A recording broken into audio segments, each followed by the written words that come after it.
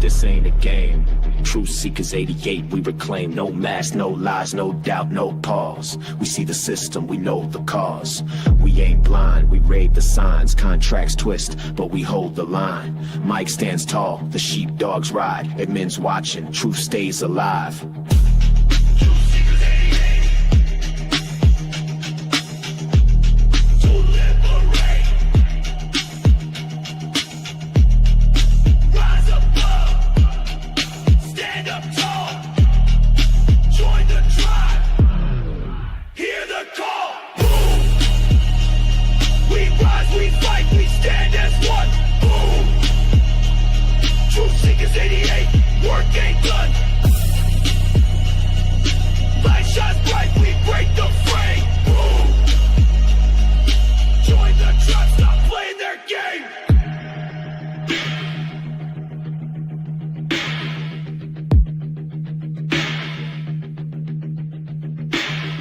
We laugh together, cry as one.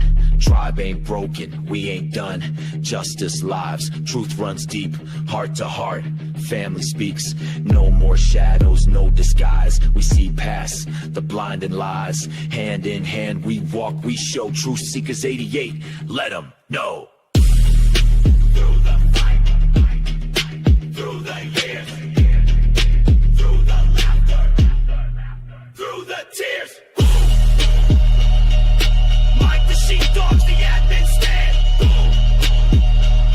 Truth Seekers 88, we take a stand.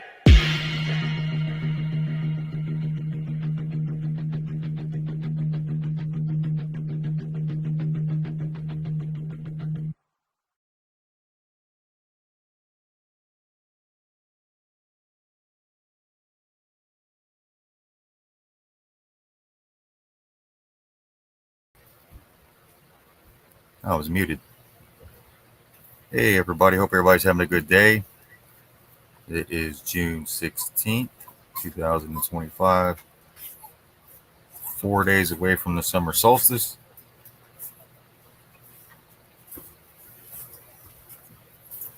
How's everybody doing? Hope everybody had a good Father's Day.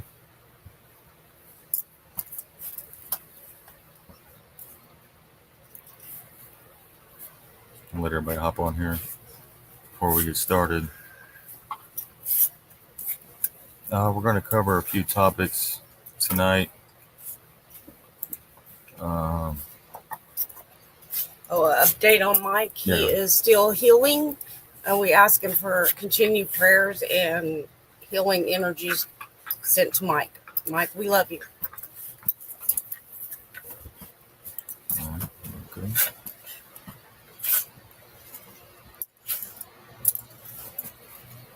I'm going to open up a few articles here. Get everything ready. Again, hope everybody had a good Father's Day. There was a lot definitely going on. We're going to talk about a few topics that took place, a few incidents that took place this weekend. Let me open up.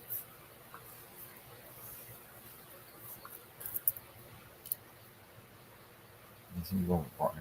Then it won't be fine. Thank you. Once I have it already.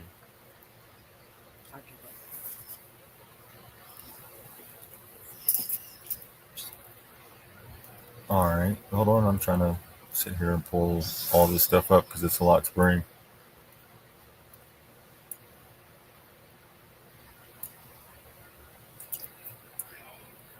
So we're going to chip away at it as much as we can.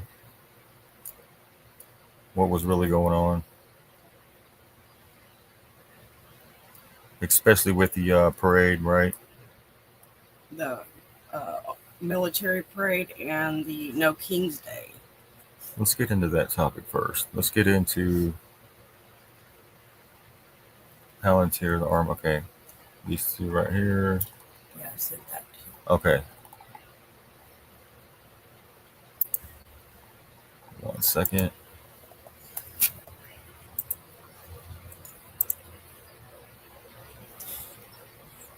Just bear with me 1 second and get everything loaded.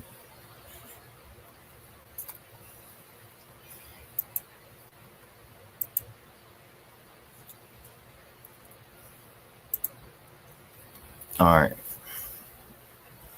What was really going on with the parade, right?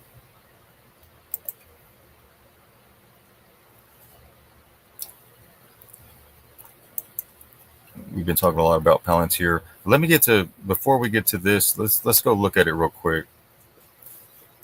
Let's go look at the parade.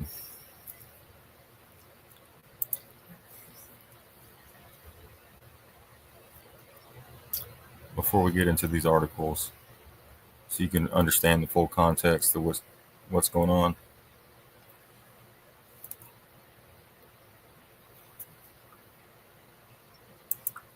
Yeah, I resent it to you. All right, here we go.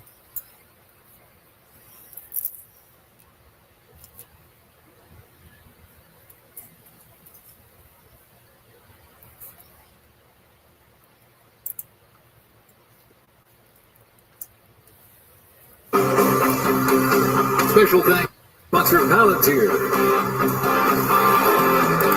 So right off the bat, let's go back and so as you can see what we're going to get into, right? Palantir, sponsor of the parade. Let's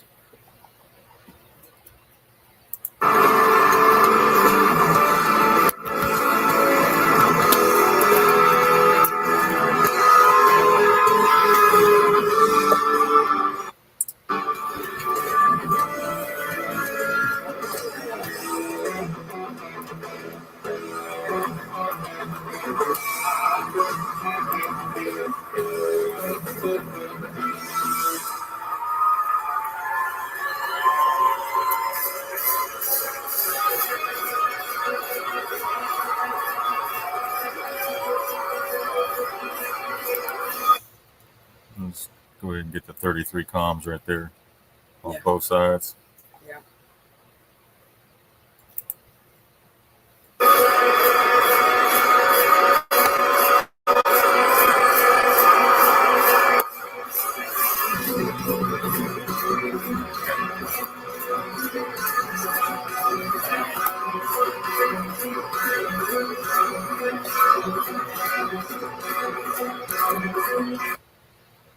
I mean, I'm not even going to go show the other one. I'll just let it play.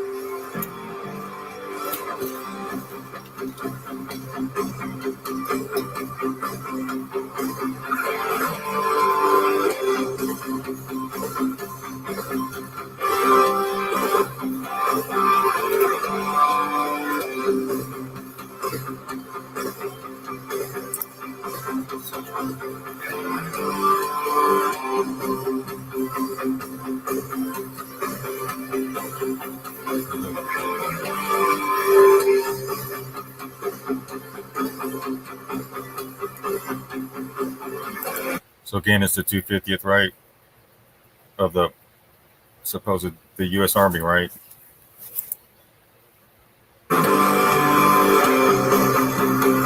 Special thanks, sponsor Palantir. So Palantir is a sponsor, right?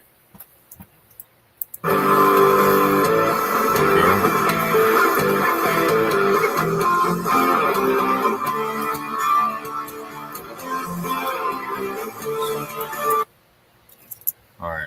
So we got Palantir as the advertisement on RSBN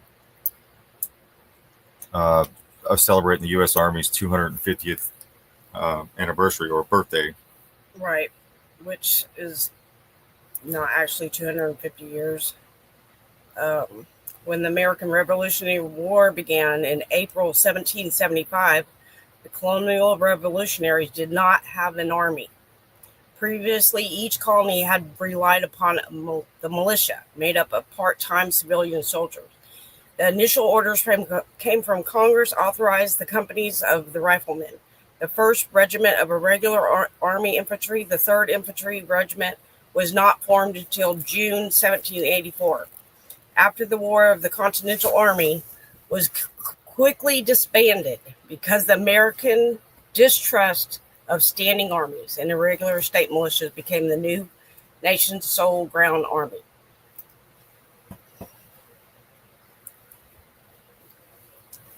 All right. Thank you. So we got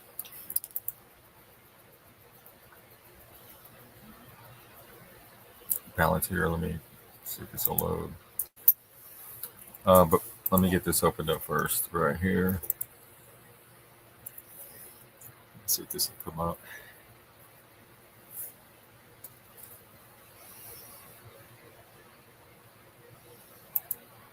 Hold on, it's Telegram's having a little issue. Right, so the founding fathers did not, and the American people did not trust a standing army. And there was a quote by Elbridge Gerry, the 5th president of the United States.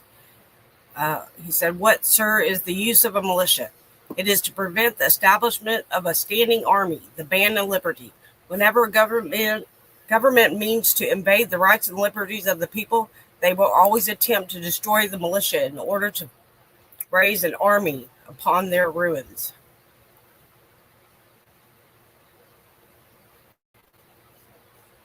And then James Monroe also said, "All countries are more or less exposed to danger, either from insurrection or invasion, and the greater of the authority of Congress over this respectable body of men, is whose hands everything would be safe, the less necessary there would be to have recourse to the bone of all societies. The destroyer of the rights of men was a standing army."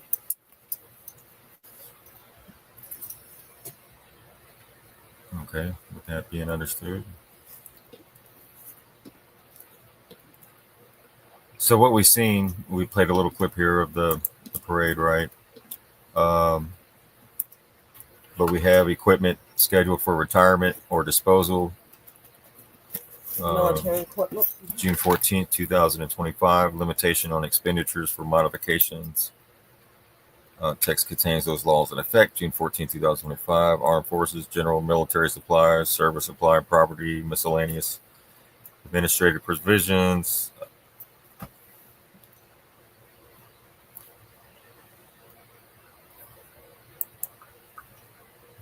Right.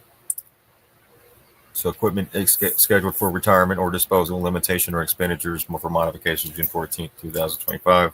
And what did they do when they're bringing in something new? They retired the equipment. That's why the tanks and all that had the squeaky wheels. Right. Sounded like they needed WD-40 on there. Right. All right. So we have Palantir, right? Advertised in the parade RSBN clip. So Palantir lands a $480 million Army contract for Maven Artificial Intelligence Tech. So they're bringing out the old and bringing in the new. That's what that was. Y'all get that? Bringing out the old, coming in with the new. Palantir, brought to you by Palantir. New technologies, the AI technologies for the Army. And they showed the little robot dogs. Oh, yeah, they did. Yeah. I don't have that clip, but It was during the parade. yeah. So Palantir lands $480 million Army contract for Maven artificial intelligence tech. The Pentagon announced a deal for a Maven smart system prototype. So now we're going into, like, instead of the Army, you won't even have any more basic hand-to-hand combat. It's all going to be push of a button or in a remote room location. That seems to be the way they're going into warfare in the future. High tech. Futuristic. So that might be the selling point for this kind of technology, is to save more lives as far as the troops are concerned, but at what cost does it come for the people? Right, especially when you upload the algorithm in there that may determine that you don't like Palantir, and you may be considered expendable. That's right. What does that say when during COVID only the certain type of people got to go to work? Essentials. Yeah, right. So, regardless of what side of the aisle you're on, this is a pretty much basic humanity type issue, concern. Yeah, it's a concern. It's not a Republican Democrat thing. So most people, when they're watching the parade, they probably didn't even know what Palantir was. They probably have no clue what the company is or who it's connected to or anything like that. But it's there. It was even at the Army-Navy game up on the banner. Yes. So Palantir was awarded $480 million deal by the Army for its Maven Smart system prototype. The Pentagon announced Wednesday. The U.S. military has recently been using this type of artificial intelligence technology in the Central Command area of responsibility in the Middle East, according to a February news release from the Kentucky National Guard. The Maven Smart Systems, MSS, by Palantir. There's the, I don't know, just the MSS is by Palantir, along with National Geospatial Agency, the NGA Broad Area Search. The targeting uses AI-generated algorithms and memory learning capabilities to scan and identify enemy systems in the area of responsibility, AOR. Maven fuses data from various intelligence, surveillance, and reconnaissance systems to identify areas of interest, according to the release. Positive target identification, PID, is at the forefront of the targeting process. The speed at which hostile target can be detected is crucial to the remaining steps of the targeting cycle. Decide, detect, deliver, assess. All right. Assess. More like assets. Assess. Yeah, it's asses go by. Assess. Decide, detect, deliver, and assess. Asses. That's funny. So AI is able to assist by filtering specific user-defined parameters, sifting through large amounts of data, extracting what is relevant, and providing analysts with near real-time data that is used by the operations community for validation against the commander's objective. Once confirmed, the information can be interfaced with existing Army mission command systems like the Advanced Field Artillery Tactical Data Systems, AFA TDS, to generate fire missions it added. The Pentagon wants to use the artificial intelligence tools like Maven to enable its combined joint all-domain command and control, the CJADC2 warfighting construct, which aims to better connect the platform sensors and data streams of the U.S. military and key international partners under a more unified network. So we have defense officials intend to leverage AI to help commanders and other personnel make faster and better decisions and improve operational effectiveness and efficiency. The $480 million deal with Palantir's USG subsidiary that was announced Wednesday is a firm fixed price contract. Once bid was solicited via the internet, with one received, work locations and funding will be determined with each order in an estimated completion date of May 28, 2029, according to the DoD announcement.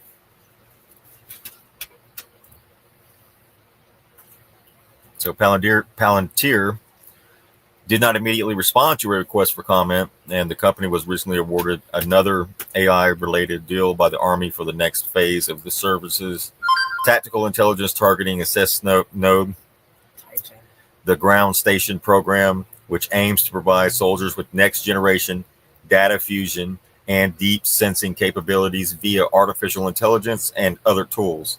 That other transactions agreement was worth $178 million.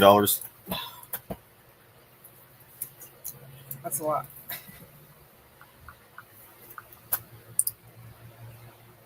All right. So that's where they're going with it. So 250 years, you got those old World War II tanks, World War One, right? They're outdated. That's the old way. So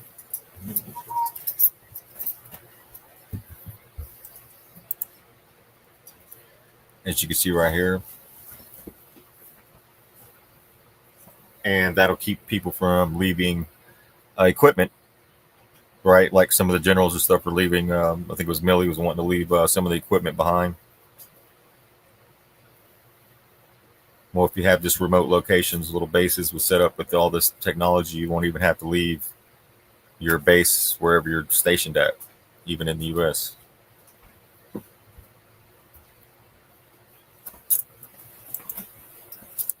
So here it is again. That's Palantir, Meta, and OpenAI. Is access to commission into the Army Reserve.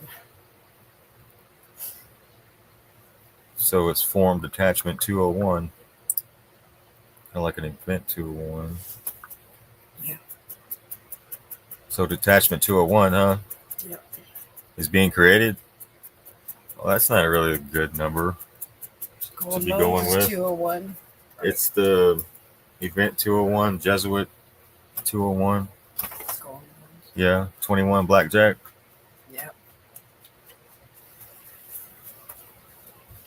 So Washington, the U.S. Army today will direct commission 4 tech executives at the rank of lieutenant colonel, charging them with leading a new Army Innovation Corps inside the reserve component, according to a service spokesperson or spokesman. Detachment 201 is being created to bring in tech innovation executives, leaders to help the Army. Wow. On broader conceptual things like talent management, how do we bring in tech-focused people into the ranks of the military, and then how do we train them? Colonel Dave Butler, the top spokesman for the Army Chief of Staff, told Breaking Defense today. This initial cohort of executives includes this Chief Technology Officer from Palantir, Skyam Sanikar, whose Defense Reformation website has becoming a talking point among defense tech community. Andrew Bosworth, the Chief Technology Officer from Meta, Kevin Weil, OpenAI's Chief Product Officer, and Bob McGrew, who up until November was Chief Research Officer at OpenAI. The Wall Street Journal first responded on the plan. The 4 will be sworn in tonight ahead of the service of 250th birthday celebration on Saturday, Butler said. So they're swearing the people in. Yep. Man, just like that. Just like that. Just like that. So we go from, hey, let's have a parade, to, oh shit, here comes Palantir. Just a smooth transition, right? Right. So they're going to be sworn in tonight, the people I just read, or last night. So 250 birthday. The move comes as the Trump administration embraces venture capital and tech industries, including VC-backed startups like Anduril, Palantir, and others who have begun to take a root as major players in the defense industrial base.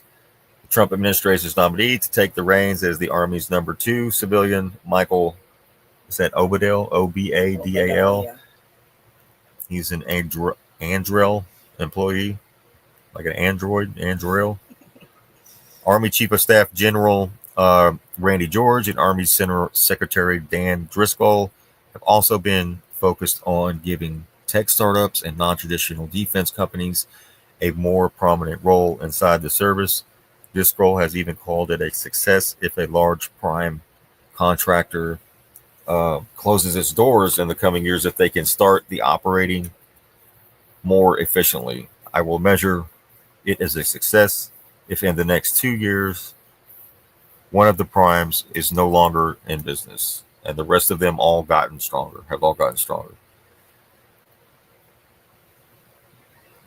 He said in May of on TBPN podcast. Okay. So detachment 201, man.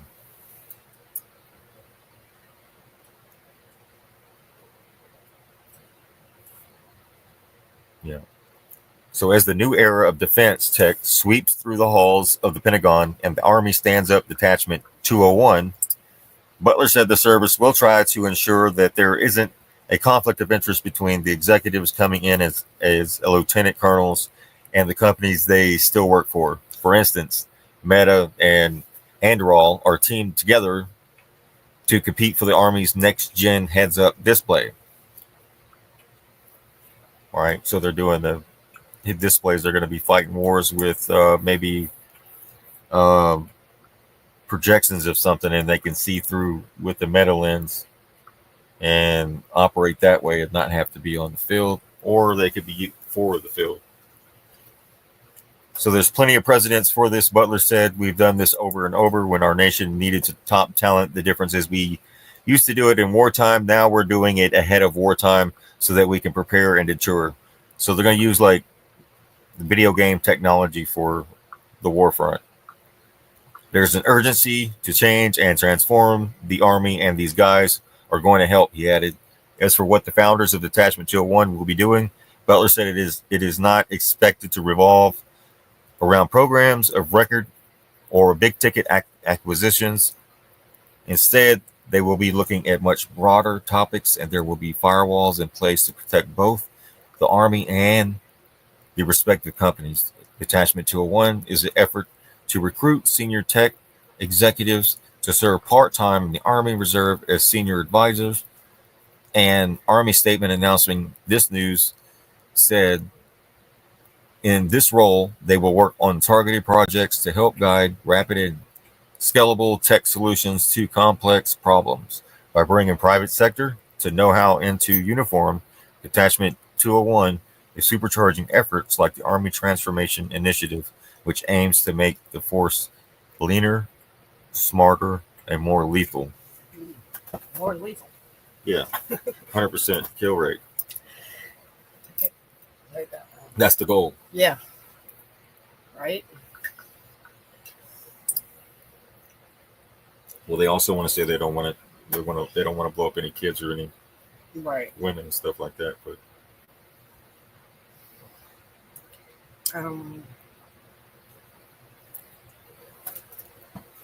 so that's Palantir.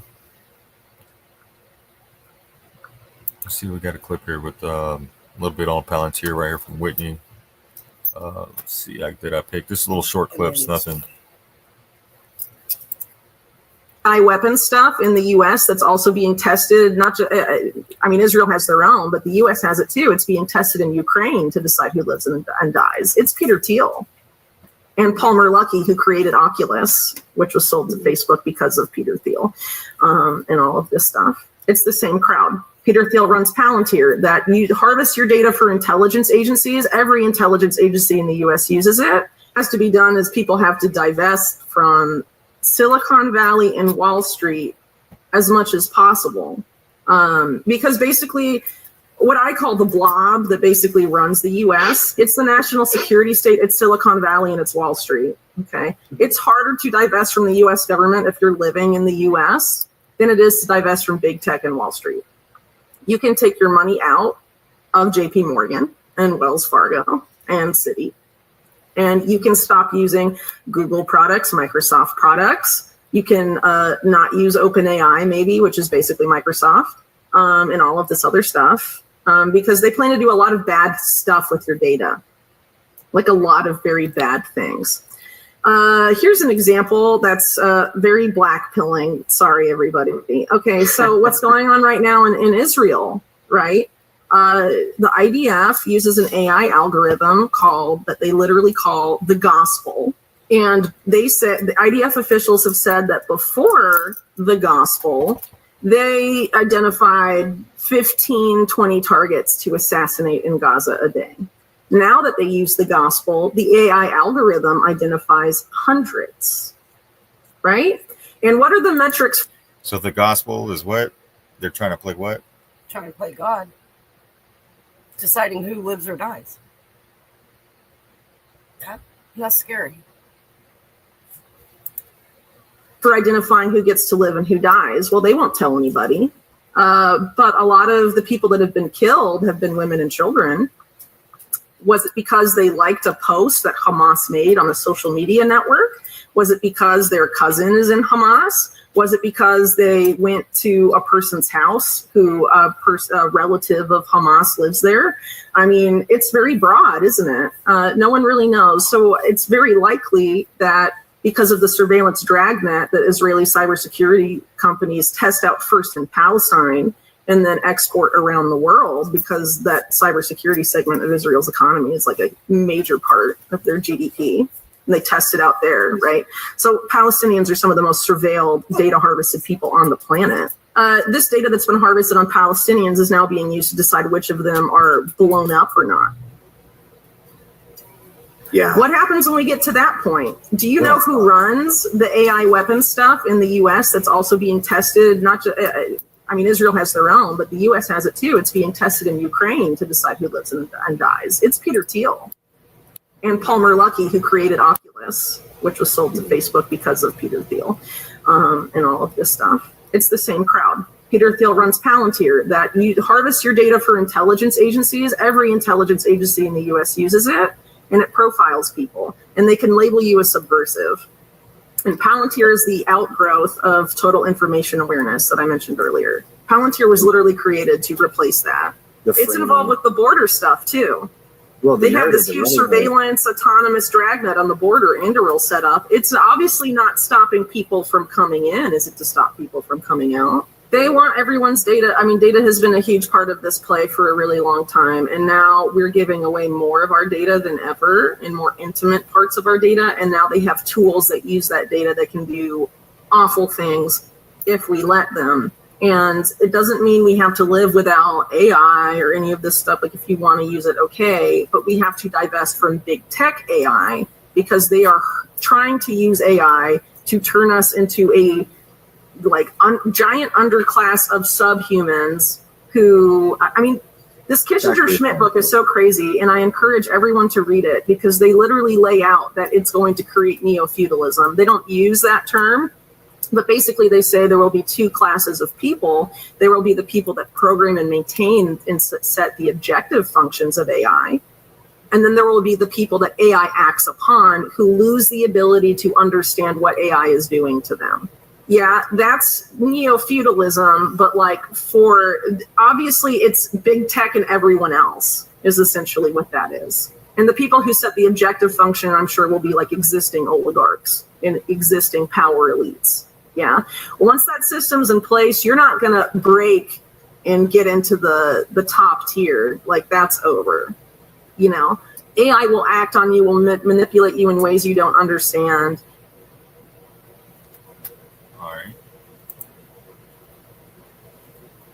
So they're going to be, the old weapons of war will be going away over time, right?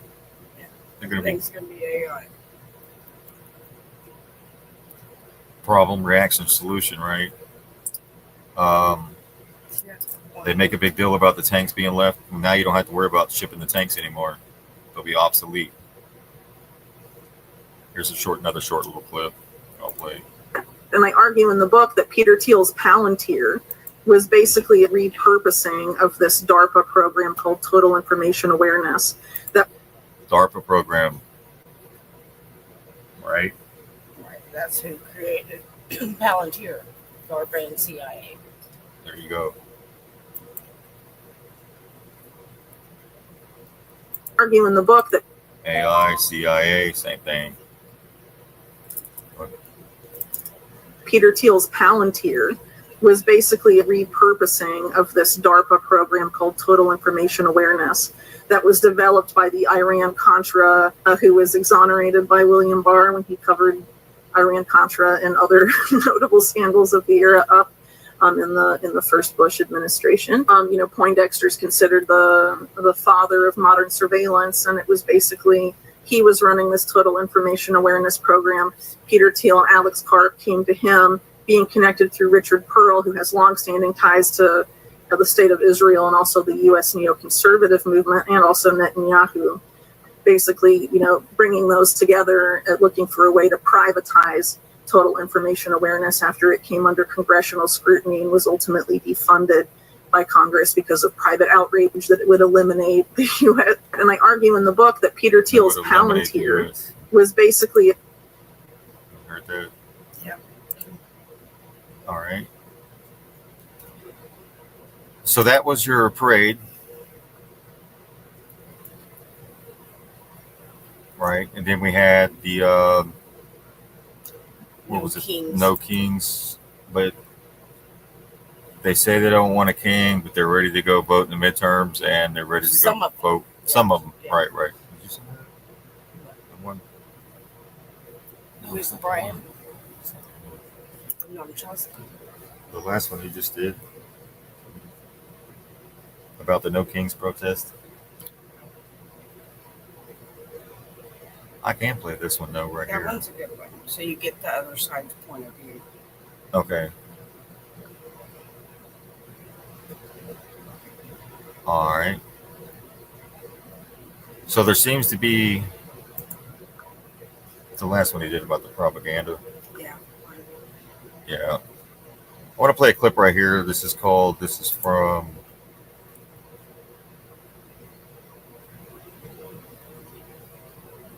now we're going to talk about what took place around the parade, also nationwide, right?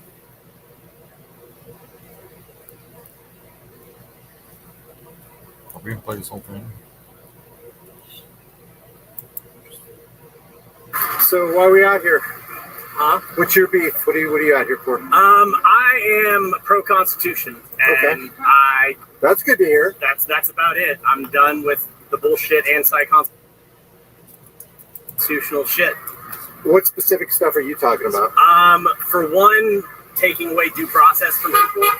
For two, deploying I'm a veteran. Deploying the military on civilians. I get National Guard's allowed to be called. The active duty military, federal level, is not allowed to be called. Right. And that's, What do you think about the military parade being conducted today in Washington, I D.C.? don't care. Like, honestly, it's for show, and I don't Do care. you think we should be spending that kind of money? That's a crazy amount of money. We spend 10 times more than that on stupid stuff. Like, if it was truly for the troops, I'd be all for it. Mm-hmm. But it's for show, and obviously not. Yeah, obviously for sure. Huh? What else do you have unconstitutional against Donald Trump specifically, or is there? Well, it's bigger than just a show. That's what most people see, that with the lax just kind of blowing it off, thinking it's just another show. It's not just another show. Right. It's like saying bye to one generation and hello to another. Right? Bye to one phase and or shutting one door and opening another one. That's what's taking place. This is just a broad brush. I mean, Sick of the he's the one in unconstitutional charge of it doing it, so Yeah. I mean, it's primarily him. But I mean, in general, him and anybody in charge of him not in charge of him, sorry, him and anybody in his cabinet who are doing it. Yeah, well, there are people in charge of Trump. Obviously, well, he's working I for don't- special interests. He's Definitely on the hook for Israel, right? I'm AIPAC. not gonna talk on those kinds of things because for stuff like that, I don't have the proof in front of me. I do have the proof Yeah. in front of me that what he's doing with that what he's doing is anti-constitutional. Pete Hegseth, I can't. Hegseth, yeah. And the BS he's doing with the military right now is just absolute trash. And what specifically do you have a problem with as far as the immigration thing going on? with the ICE raids. And I all would that. say how they're conducting is a big issue. Like, I understand that people need to go through a process, but for one, they're going after people who are trying to go through the process. Undocumented, yeah. Yeah. Well, not just that. So they are. So immigration judges are considered executive, not judicial. And so Trump has say over how they conduct things. And so they've changed how the immigration process even works right now. They are having judges hear oral arguments instead of written arguments without people being there. Mm-hmm. They're canceling visas and then giving people no time to do anything about it. Normally they have a 10-day period to, like, what's the word I'm looking for? To Respond. Appeal? Thank you. My words are not. No, it's okay. That's They right. have 10 days to appeal any decision being made, Right. and they've taken that away. There's on top of that I think 350,000 people who are here legally will be canceled their status. And all of that is like people. They're saying they're trying to get people to do it the right way, but they're taking away the right way. Is there anything else unconstitutional that you see Trump is doing right now? So far, in my opinion, I'm not. My biggest issue with that is, again, Fourth Amendment rights and then using the military against citizens. Right.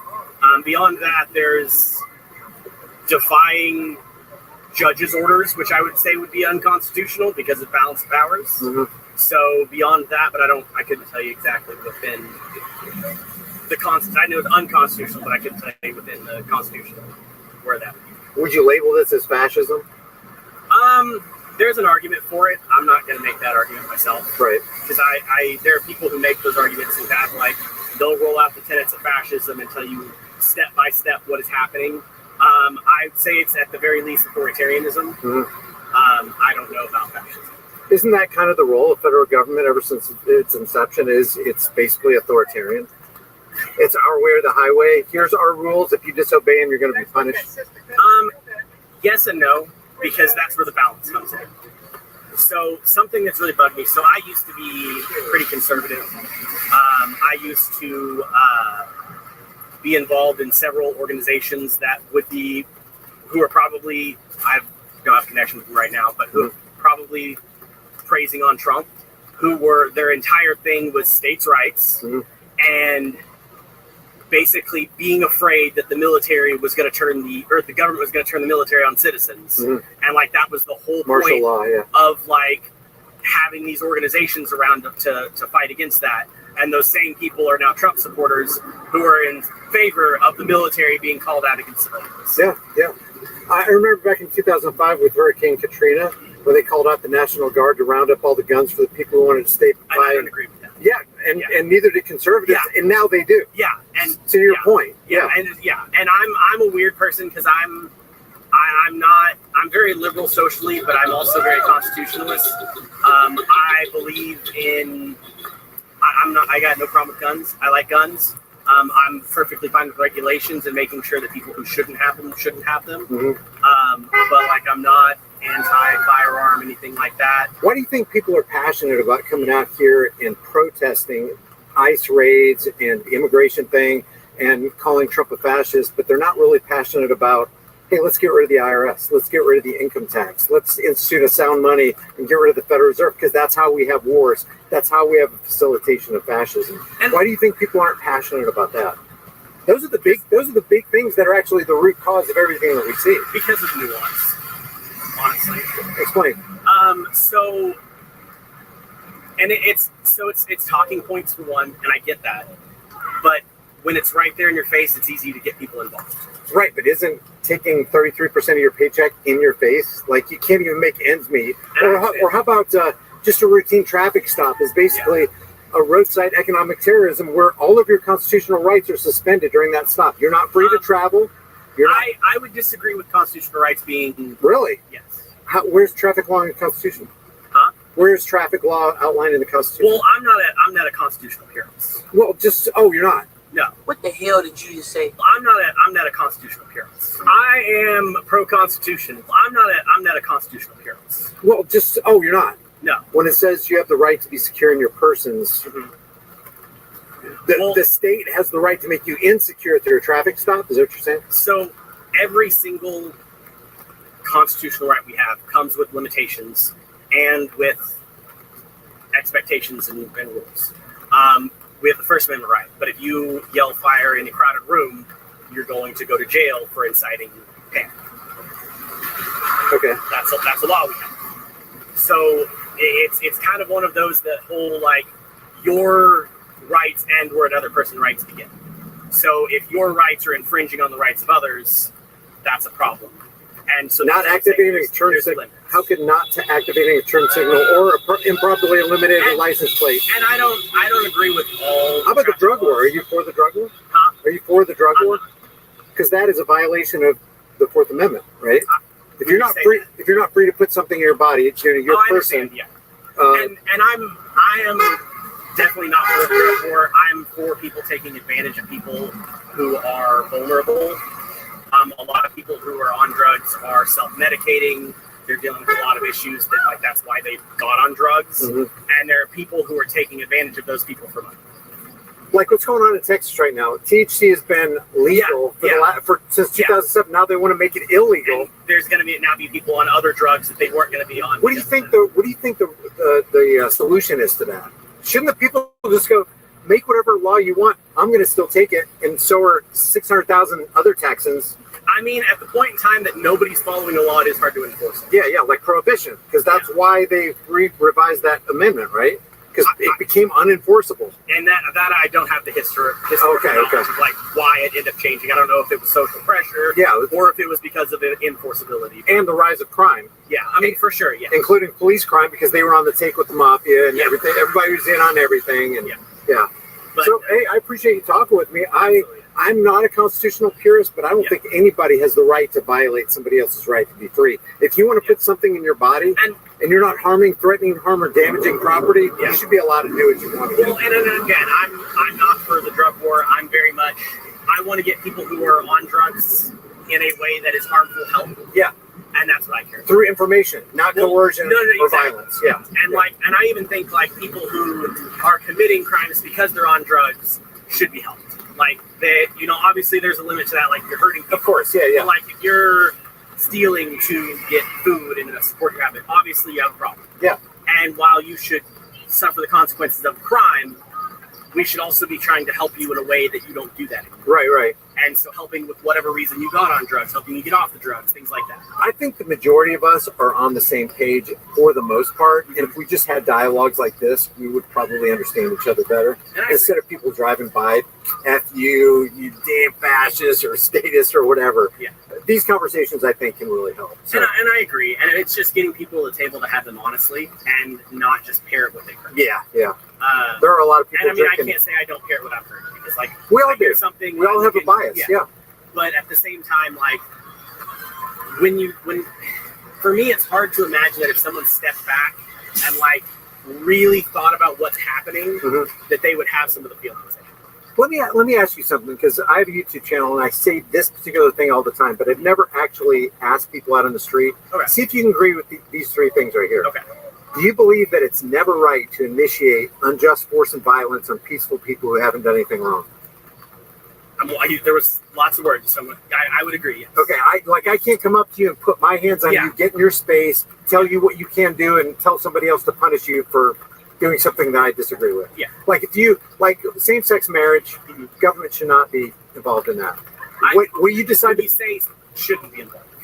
Can you? I don't think government should have a say in anybody's marriage. If somebody wants to, you're saying it should be legal. No, I don't think it should be. I don't think marijuana or hemp should be illegal or illegal. I think the government should be completely out of it. No regulation. Okay.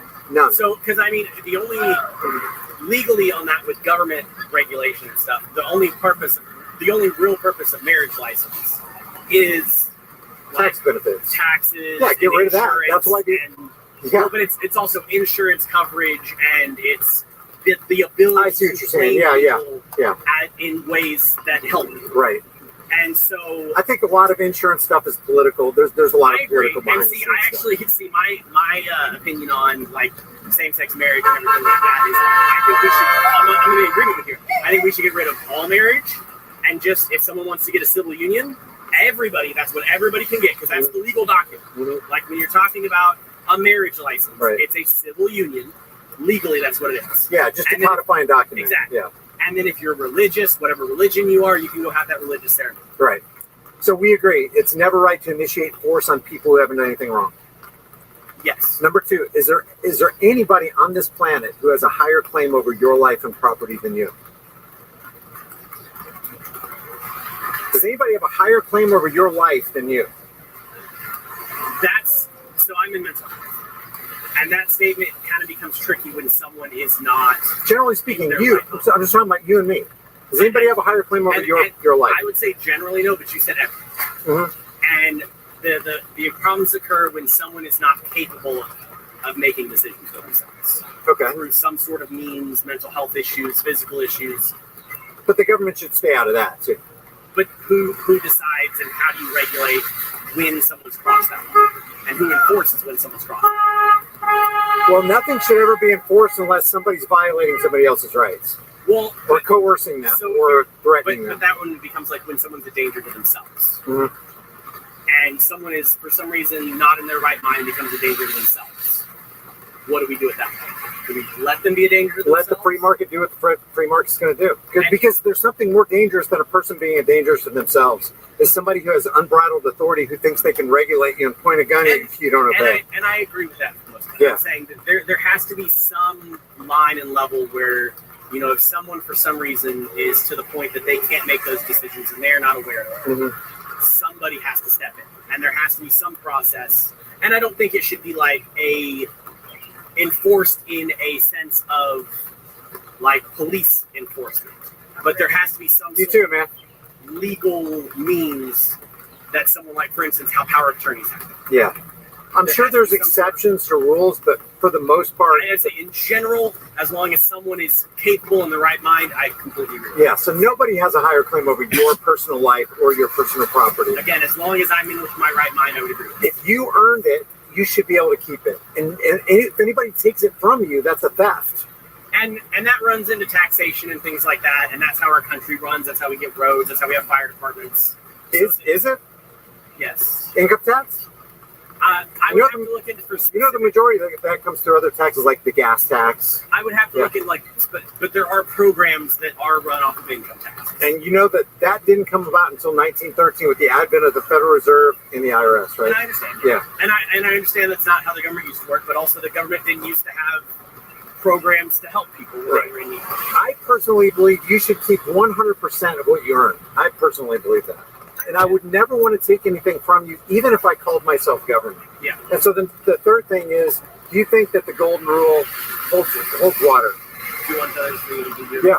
I would agree. Yeah. So if somebody does something to you that you wouldn't do to somebody else, and if you did do that thing to somebody else, you'd be punished. That's a crime, right? I would agree. Yeah. So I think if we can agree on those three things, Yeah. of course there are going to be some exceptions, but as a Yeah. general As rule, a general rule, yeah. Right. Like That- I kind of get into like when it, the nothing should ever be taken from you in return because we do have social responsibility, and within that, I think that it should be fair and it shouldn't be as Shouldn't it be voluntary? loopholey. I don't know. Well, and that's where responsibility versus like want comes in. Yeah, but are you going to advocate force to happen to somebody else that doesn't want to participate in a particular program? Like, what if somebody wants to force you to pay for a wedding cake, or force you to pay for an abortion, or force you to pay for the next war? And I do want, and again, Don't you want to opt out of that? I'm there and I understand that. It's just Do you want to opt out of that though? I don't want to be forced to pay for that guy to kill that guy in a foreign land. and I understand where that's coming from. My issue with it comes from because when what happens when enough people opt out of it, that we have children starving to death more so than we are. That happens more under a government regime because what they do is they eke out the charities that we're helping, and they step in and become the welfare state, which wastes money, and more people go starving, and we have more homeless people now than we did a decade ago. We also It's actually when the government gets involved, things get more expensive, and the problem gets worse 100% of the time. I'm not saying that it needs to change the way that it happens. I think people should have a lot more say in how government functions beyond just voting every 2 to 4 years. Mm-hmm. But I do believe we have some social responsibilities that we shouldn't get locked up. And if we do try to opt out of them, force should be applied against us and a government gun should be pointed in our face, because that's what happens. You know that. And I understand. And You're not for violence, right? No, and I think there's, I think there are other means that can happen. Again, we have taxes taken out of our paychecks. How is that consistent, though, by saying, I believe that you shouldn't be able to opt out of it? You say you're not for violence, but you know what it means if you try to opt out of it, and then the government knocks at your door and goes, hey, well, and you're coming back in. I don't agree with those things. I think there's a way to do it with that not being an issue. And again, we have money taken out of our checks whether we want to or not. Which is wrong. And that's the if I tapped into your computer and I just took 2% and you didn't know it, but you found out a year later, it's like, you took 2% from me, you'd be pissed.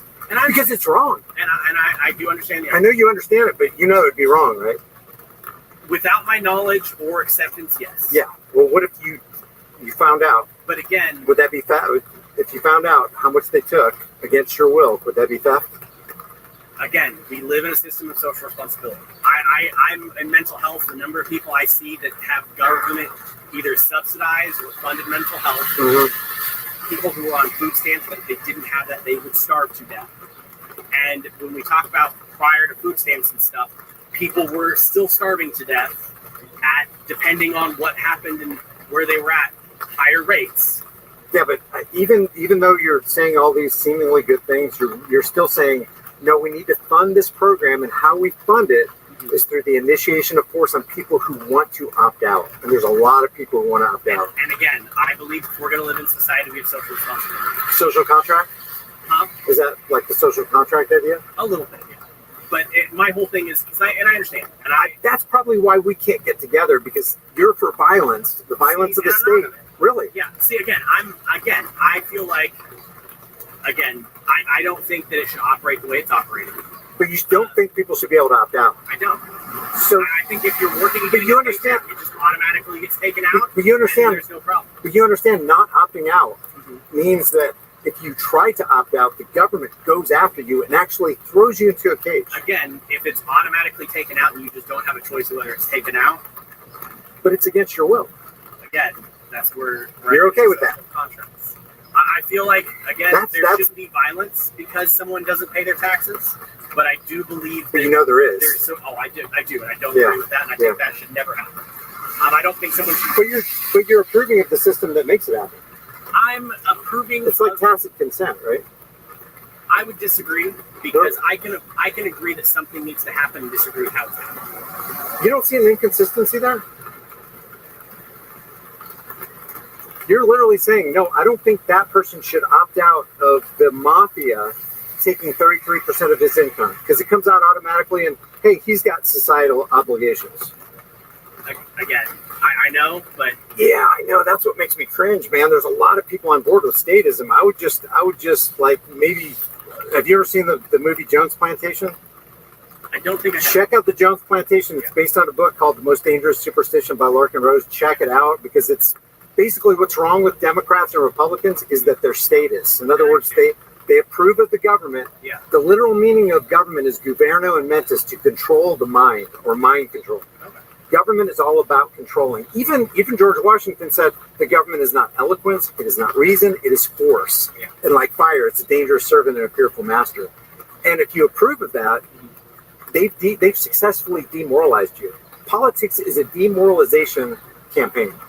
Because the federal government it's a death cult. We have racked up more bodies than any other nation in the history of the world. Yeah.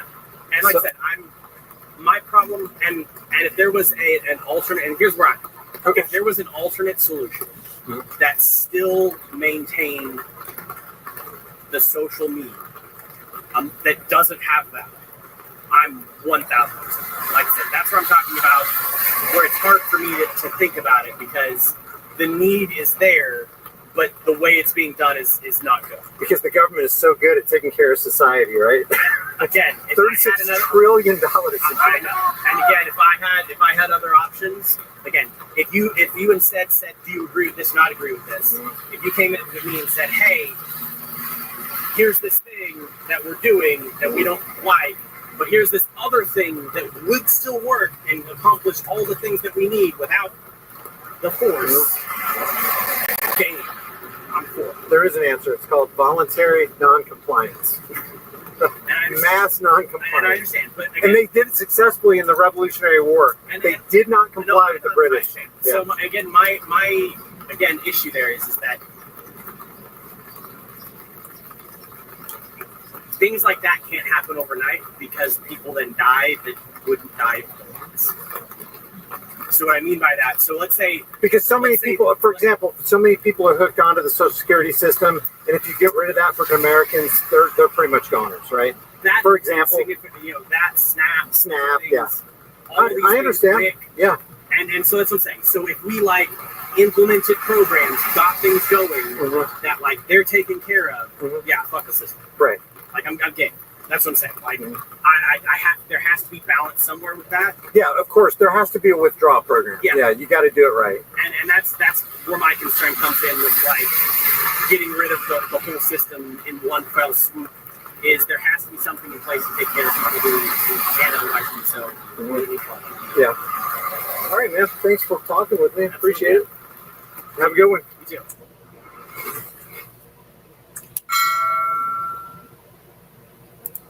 And there we go. Thank you for listening to that. Go ahead. That was an excellent interview, I believe. I think, and like they said in the Hello from Minnesota. You're tuned in to Why America. I'm Legion Miller. Let's get started. This weekend, in the early hours of Saturday morning, a man impersonating a cop and Sorry, wearing Miss a Ignore. haunting. like they said in the protest. If you watched any of it, we just watched it to find out because we like to find out their point of view, the other side's point of view, and they knew that there was provocateurs that came in there that was not them. They even pointed them out to other people that was watching, and they would come up there and they even filmed them in their cars. And basically they got around and they were pointing out who was doing what, because all it takes is those provocateurs to start something and then everyone is blamed for it. But they did bring up good points. And they woke up. I think they woke up a lot in droves. They see what's coming. They know about the AI and the high tech, and they're not liking the direction it's going. And that's what they're doing. But yeah, we do have some people that go in there that's been going on since, what was it, the film we watched the other day, back in the 1920s. It's the same tactic, same thing. Police comes in, the crowd gets, it starts off peaceful. Once the police show up, then they send in their provocateurs. It gets crazy. But back then they had guns. They were shooting at each other, the cops and the protesters. They had protesters with the GIs, and that didn't go well either. So it's not nothing new. It happens every single time that people try to get together and protest. Yeah. I think I got that clip. We can check that out.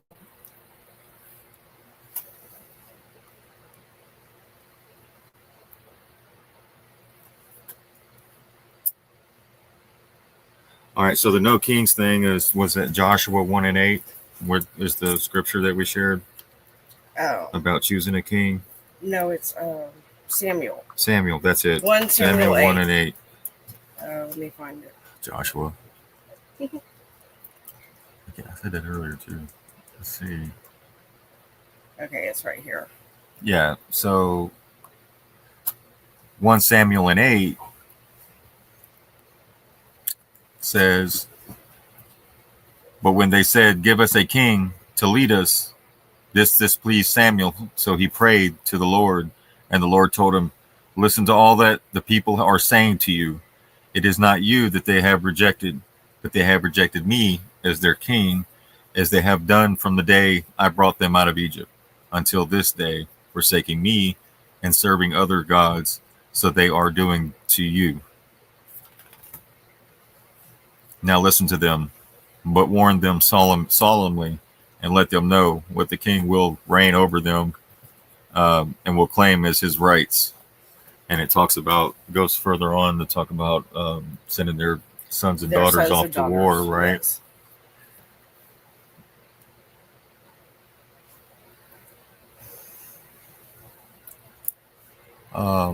So we had a veteran get arrested, was the first person to get arrested in the DC protest. He was probably 80 years old. I don't know if we've seen that, but we're going to go, before I get distracted, and show you how they do the riots. Was it that one? Fears manufacturing. It's kind of slow. Here we go. We've got a lot of stuff to go through.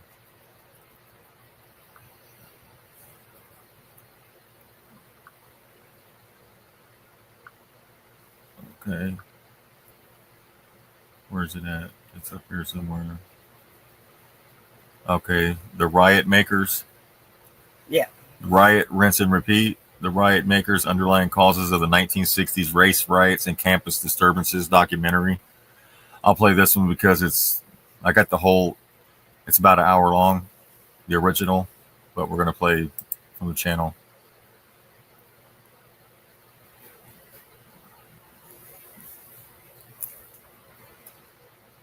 So you can see the same tactics, basically, as what you're seeing now.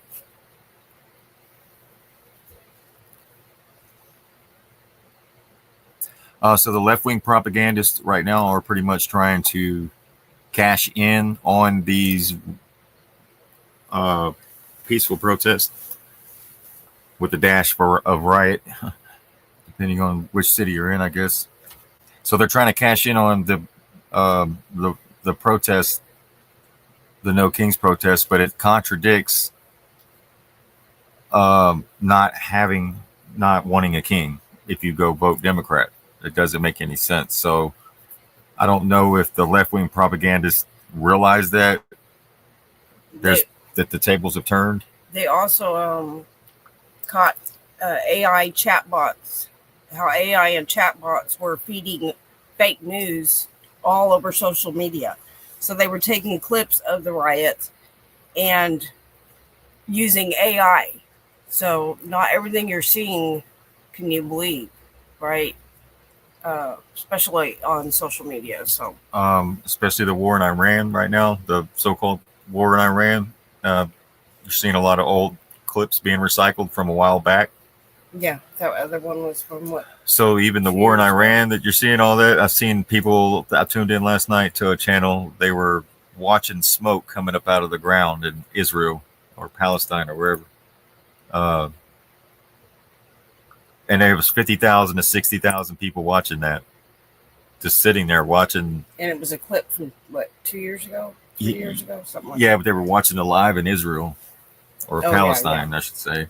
They were watching it live in Palestine, and they showed the smoke just sitting in the sky, right? And there was 50 to 60,000 people sitting there watching that. Yeah. Okay. Not realizing, just like wag the dog, right? Historic and recent failings of government and private behavior, various social and economic inequities. These causes have all been examined and are pretty well understood today. But there is one other important cause of civil commotion in America that few people know very much about. Simply stated, it is this. No matter how bad the conditions are, trouble does not happen automatically. It must be agitated. That means the riots of the 60s came about because there were those who wanted them to come about, who did everything in their power to cause them. We interrupt our program to bring you this important message. This video is sponsored by you, the viewer.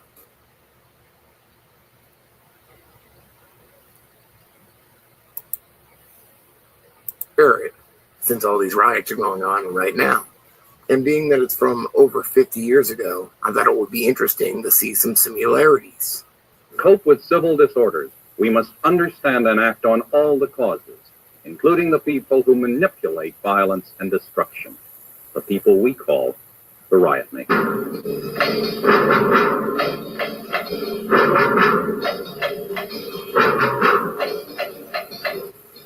chemist knows that if he drops a block of sodium in water, it will explode. An engineer knows that if he buries dynamite in proper quantities and patterns and detonates it, he can dig an irrigation ditch. And a trained revolutionary knows that if he chooses proper slogans, gathers a crowd, and sends agents in to agitate it, he can create a riot. The techniques of riot making are as simple, scientific, and systematic as that. So he said they send agents in, right? This was 1972. The techniques of riot making are as simple, scientific, and systematic as it. He can dig an irrigation ditch. And a trained revolutionary knows that if he chooses proper slogans, gathers a crowd, and sends agents in to agitate it, he can create a riot. The techniques of riot making are as simple, scientific, and systematic as that. Of course, street crowds and mobs and mass hysteria have been weapons of political warfare from time immemorial. But until the 20th century, riots and civil upheavals were usually spontaneous. True, professional troublemakers and agitators usually figured in the plot somewhere, but no one ever had begun to analyze their role in a scientific spirit, to collect the techniques of agitation, create a handbook, and train others in the art of disruption and revolution, until this man, Vladimir Lenin, the evil genius who became the chief architect, instigator, and beneficiary of the Russian Revolution. Lenin studied carefully every account of urban insurrection and other writings on the use of propaganda, mass manipulation. A major part of his early credo was that mass movements can and must be artificially promoted. His methods consisted of exploiting every trace of discontent, creating widespread illusions about the nature and strength of the movement, and then seizing power. By 1915, Lenin had so cultivated his techniques that he was able to estimate quite precisely how much organization and agitation was required to achieve a given result.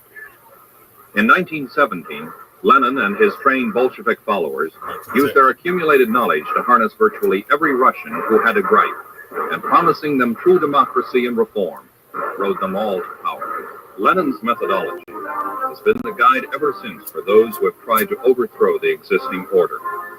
Today's riot maker is the end product of 175 years of cultural and technical evolution in mass manipulation. We have dubbed him the Leninoid. He uses the techniques of Lenin without necessarily subscribing to the ideology of Lenin. He's a new type of professional man, a graduate engineer in social demolition, practicing his art in an age of organized revolution. By the hundreds, these Leninoids are crisscrossing America, colonizing in every major city, attacking the very fabric of our constitutional democracy, and spreading an epidemic of false hopes among the nation's youths. These modern Leninoids have inherited from their 19th and 20th century forerunners their whole technology. Their riot-making methods follow a time-tested formula, and the results are as predictable as what happens when the chemist we mentioned earlier drops a block of sodium in water and creates an explosion. There are 3 stages in riot-making.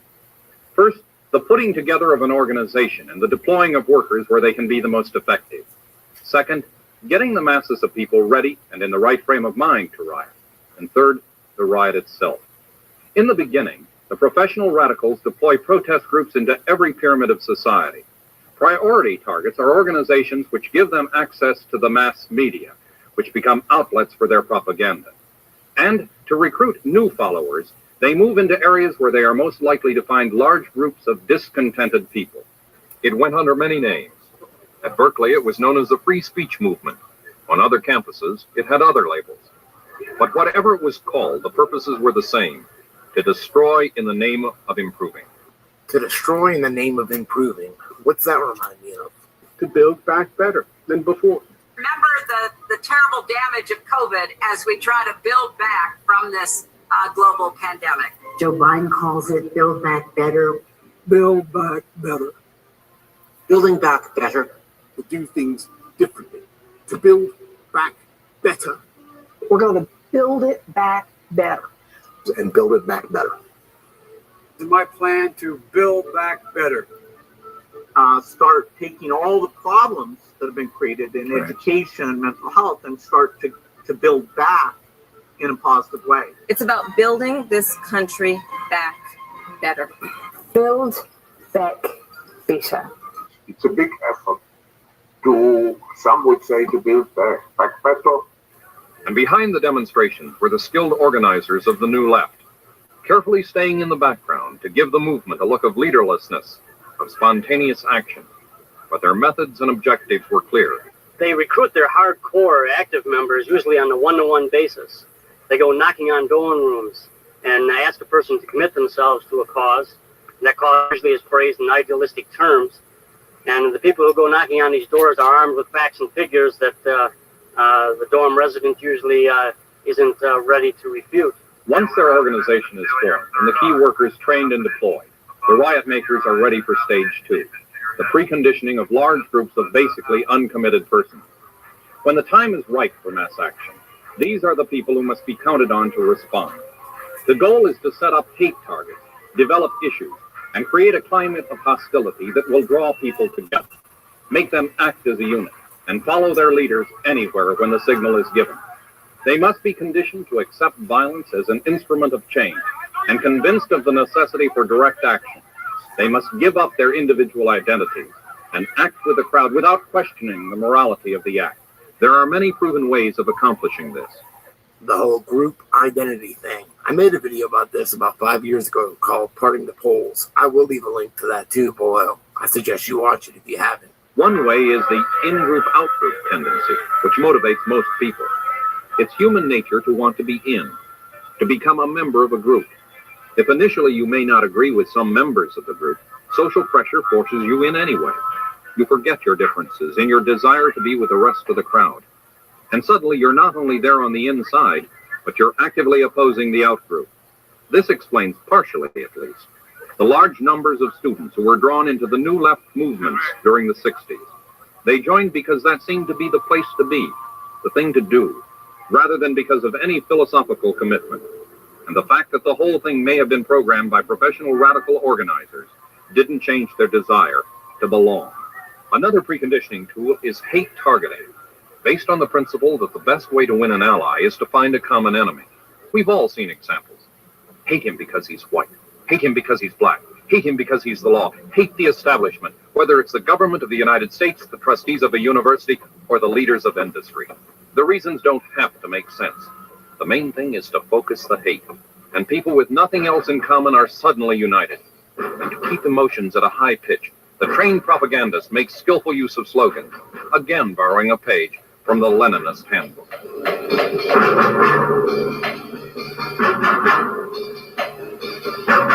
An early communist directive on organization of demonstrations stated, "Demonstrations must under no circumstances proceed in silence. Party members are responsible for seeing to it that appropriate slogans are chanted." The same technique is practiced today by the professional shepherds of today's herd of demonstrators, especially the young. The aim is to generate a kind of pep rally hysteria that sweeps away all moderation and reason and reduces a crowd to a state approaching mindlessness. Stage 3, after the organizing and the preconditioning, is the actual incitement to riot, including the staging of the initial violence if necessary. In any mass action of this type, creating the crowd nucleus is of the utmost importance. In this day of instant communication, the initial concentration attracts the all-important television cameramen and news photographers. These in turn attract more people to the commotion. The result is a snowballing effect, and a crowd many times the size of the original nucleus is formed. Creating the nucleus is not difficult for a well-developed radical organization. It can be as simple as ordering a dozen or more leaders deployed in various sections of the city to produce a few demonstrators each. This provides enough commotion so that, augmented by the ever-present curious bystanders and the excitement seekers, a respectable demonstration can be held. Sometimes, at a critical moment in community or world affairs, the local radical corps on its own initiative makes the decision to invoke radical tactics. But most of the rioting in American cities in the 1960s started with what has been called the fishing in troubled waters technique, which is what happens when the organization swings into action to take advantage of a spontaneous and unforeseen event. It can be a trivial incident, but in a preconditioned atmosphere and with an organization trained to react instantly to any spark, the way a fire department does, but for the purpose of fanning and fueling, not extinguishing, the resulting explosion can rock a city and start a chain of events that spreads across the entire country. When confrontations do occur, the rioters are armed with a lethal array of weapons, most of them homemade. Giant slingshots in Berkeley, cherry bombs coated with glue and tacks for hurling into police lines, water pistols for shooting ammonia at police horses, lead and steel pipes, blackjacks and chains, aerosol cans of oven cleaner for spraying police, stink bombs, Molotov cocktail bombs, and pipe bombs. And for those who need instructions, they're available.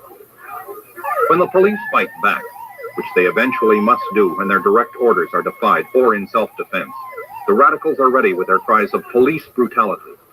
This is a standard tactic of the extremists, and the propaganda barrage turns many otherwise clear-thinking citizens against the police, which of course is exactly what the radicals want. And the few demonstrators who are hurt, usually not as seriously as they pretend, become martyrs to the cause. These so-called unprovoked assaults on innocent spectators moved the liberal New York Post columnist Harriet Van Horn to write, "I shall never forget those young bloodied heads. Suddenly the students seemed so young, so vulnerable, and the police so incomprehensibly cruel." While she was writing this about the 1968 riot at Columbia University, Mark Rudd, leader of the action that shut down Columbia, one of the world's greatest centers of learning, had this to say: "This cop violence is good. We're going to get lots of help." Which follows precisely the guerrilla theater scenario written in 1902 by a young Russian radical. Street demonstrations are the most effective revolutionary weapon, he said, because they can compel police to use force that cannot help but strike the innocent spectators as well as the radical organizers. The government will continue to win, he wrote, but a few more victories like these, and the government's fall is inevitable. The young radical who said that is known today by the revolutionary name he later took, Joseph Stalin. While commissions and panels sift the ashes and seek solutions to the violence of the 60s, the real threat, the real catalyst, is still at work. Whether their future shouts are for peace or prosperity, for bread or for justice, when the issue becomes one for the streets, those in charge will not be the idealistic amateurs or the righteous crusaders. They will be the Leninoids, a small corps of trained and dedicated revolutionaries, the riot makers. Listen to them and be on guard. If you want to watch the whole documentary, I will leave a link below in the description. But until then, I'm going to go work on this other video, and hopefully I'll see you guys soon. So a little comparison. Nothing new under the sun, right? They even had masks on in the 60s. At the And colleges. they have those little helmets too, mask and helmets. That's how you know which ones they are. Yeah. Mask and helmets. Alrighty. Let me close some of this stuff out. Where are we at? 120? Okay. Let's see here. Close that. Close that.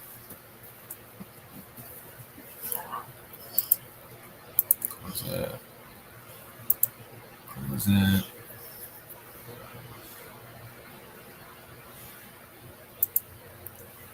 Close that.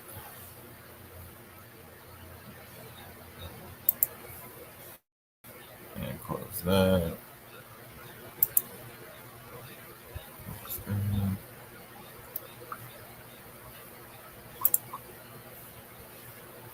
All right.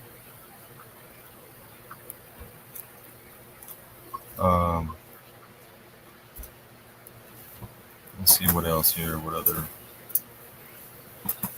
So we did that. New phone. Oh, the Trump phone? Yeah.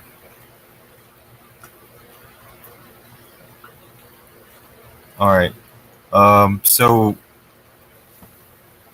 a lot of people are under the impression that anything with Trump's name on it or the things that Trump's pushing is made by Trump and his family. Right.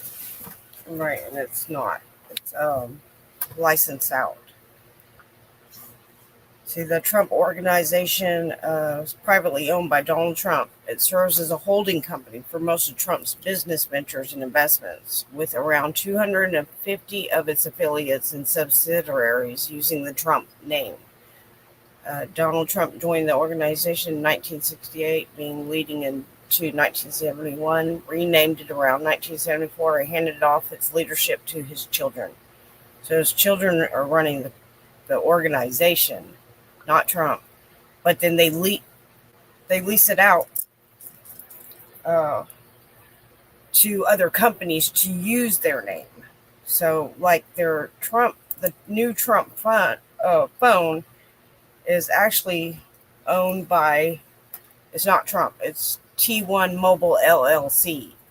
See, Trump Mobile, its products and services are not designed, developed, manufactured, distributed, or sold by the Trump Organization or any of their respective affiliates or principals.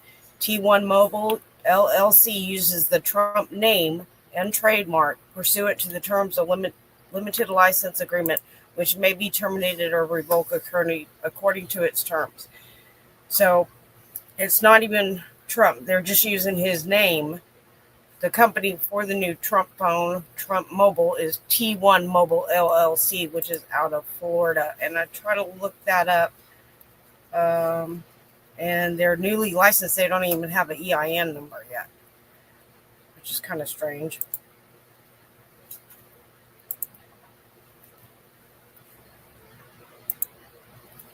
And either does his True Social.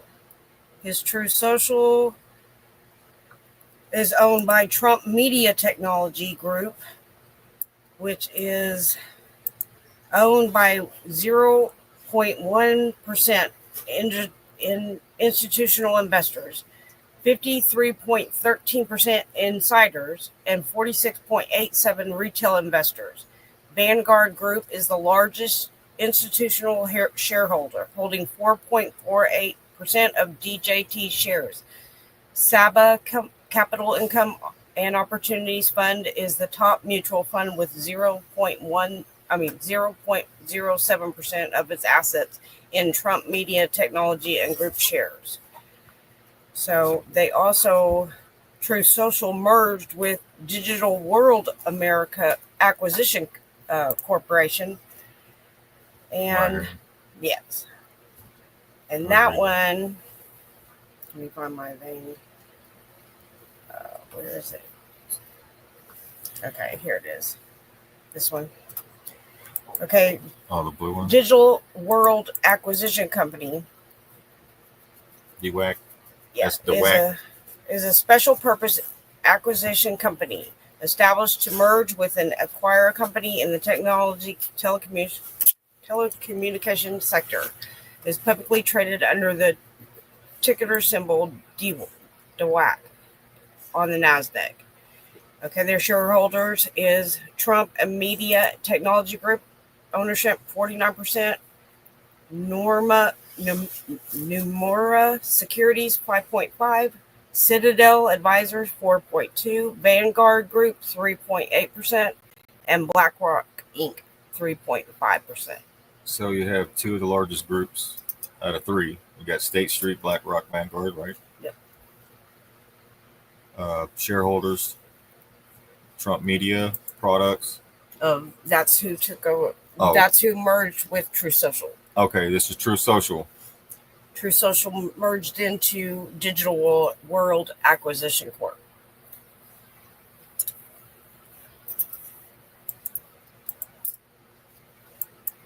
Same thing with the Trump Watch. The Trump Watch was leased by another company. It's not even Trump. So that's what you got to look into when these are his products come out. Look, the trademark. Right. It's not really. He just selling his name, right? Basically. Yes, selling his trademark for people to sell their products. So you have to look at the company behind that product and and find out who that company is and what they're about before you go investing in anything. Right, especially the coins, Doge coins, the FTX, tokens. Yeah. You got to look at the company who's using his name. Yeah, they're using his name. Just like on the buildings, right? He doesn't really own the buildings. It's Right. just his name's on it.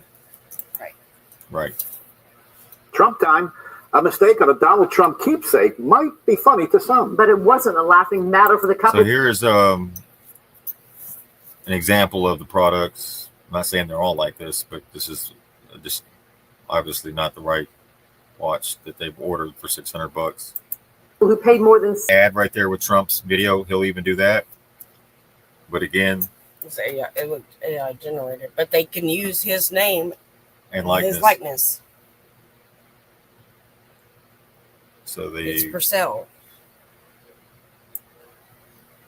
That one on the radio. so we're talking about the licensing. Right. So you think you're buying it to support his organization or his company, but you're not. It's another company using his name, his name and his likeness for the AI generated ad, but it's not even really him. So just so you're aware, to look deeper into the products, where it's coming from, might not be something you want. So that it licenses the Trump name and likeness. The site also states it has nothing to do with any So it political licenses the Trump name and likeness. Yes. Okay. campaign, that the watches are not designed, manufactured, distributed, or sold. There we go. All right. So we got that out of the way. The Trump phone. Did we go over that? Yeah, that's not even Trump. It's through T1 LLC. That's who's actually behind that phone. Who's licensing Trump's name. Right. Same thing with the True Social. Kind of like the It's Obama. another company running it. It's not Trump. Kind of like the Obama phone scenario, but except the Obama phones were free. Right. I don't know. Which is this the Palantir version? It says it. Yeah, it has. Well, it's offering medical service, medical prescriptions through the phone and all sorts of. Oh yeah, it kind of is. seems strange. Yeah. You wanna go I over it? I have the video. I got it. Let's talk about it real quick.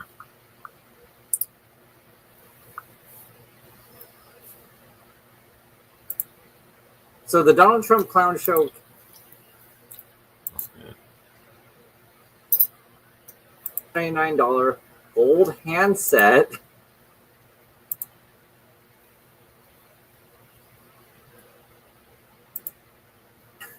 For real. That's what it looks like. Their website's already up if you're curious. Trump Mobile, Make America Great Again. They're calling this a T1 phone. You get the American flag on your phone, I guess, and in gold. The design looks like an iPhone, at least according to this render. But I question this whole thing. This is the official announcement for real. This is real. Check this out. This morning, you got an announcement on a new phone. Tell me about that and what you're looking to, quote unquote, correct here. Yeah. Well, you know, Maria, more and more we're using technology as a company, right, to correct the problems. Obviously, Truth Social was to correct freedom of speech, right? I mean, he lost his throughout the political process. Obviously, crypto, and we got the biggest projects in crypto, was to Freedom of speech, but not freedom of reach. correct another problem, which is the fact that Go they ahead. were deep. So they can, if they can license and use their image as their trademark, that could be AI generated as well. They can use any of their images. Yeah. Because they license out the company. Especially with Palantir. Right. Banking, all conservatives. I was the most canceled person probably in the And history of his the country. mouth kinda and now doesn't we're go doing with Trump it. Mobile, and, Right. and Trump Mobile is going to revolutionize cell phones, mobile calling. We're going to do it better. We're going to do it safer. We're going to have more functionality, more features. And the coolest thing about all these ventures is we're doing it right here in the United States. You're not calling up call centers in Bangladesh. You're not, you're doing it right out of St. Louis, Missouri. And you're going to have phones that are made right here in the United States of America, and they're going to have, it's going to be cheaper, $47 a month. You're going to have more international dialing for free. Okay, so they're claiming they're going to be able to build this phone in the USA. They're claiming customer service in the USA. I guess they're claiming everything to be done in America. No other company does these kind of things. How can Trump do this stuff? I mean, I guess when your daddy is the president and you have all the corruption on your side, perhaps it's possible. For those of you who are in the mobile phone business, I want to hear your thoughts. This is the specs of their phone. They're calling the T1 phone, 8002, 6.8 inch, 120 refresh rate, 50 megapixel main camera, 5,000 battery, fingerprint sensor, face unlock, etc. 12 gigabytes of storage, internal 256K, 256 gigabytes, not K, but gigabytes. And I know you're probably thinking, is this real? No, they just did an announcement, so I'm going with you guys. And you know, I have many questions about this thing. I'm sure you guys have also. That's why we're going through the announcement. Obviously, there's tons of conflicts of interest. There's tons of corruption issues when, you know, frankly, you're using your name to profit off of it, and you're also in office. And obviously, that is a clear problem. Just imagine if Obama's kids or, you know, Biden's kids tried this crap. I mean, Fox would be just freaking out. But, you know, from their point of view, hey, if you can, you know, put money in your pocket, and let's not forget about how awesome crypto is. Like they always mention that. Let's listen to more here, though. I know, I'm sure you guys are like, what the F is this? I feel the same way, guys. That's why I'm going through it. I'm kind of curious and also shocked, mortified, and all stuff. Okay, let's take a look more. Working for a long time, trying to deliver for the American people, for doing something unique for people who'd been underserved. And today we're here to introduce Trump Mobile.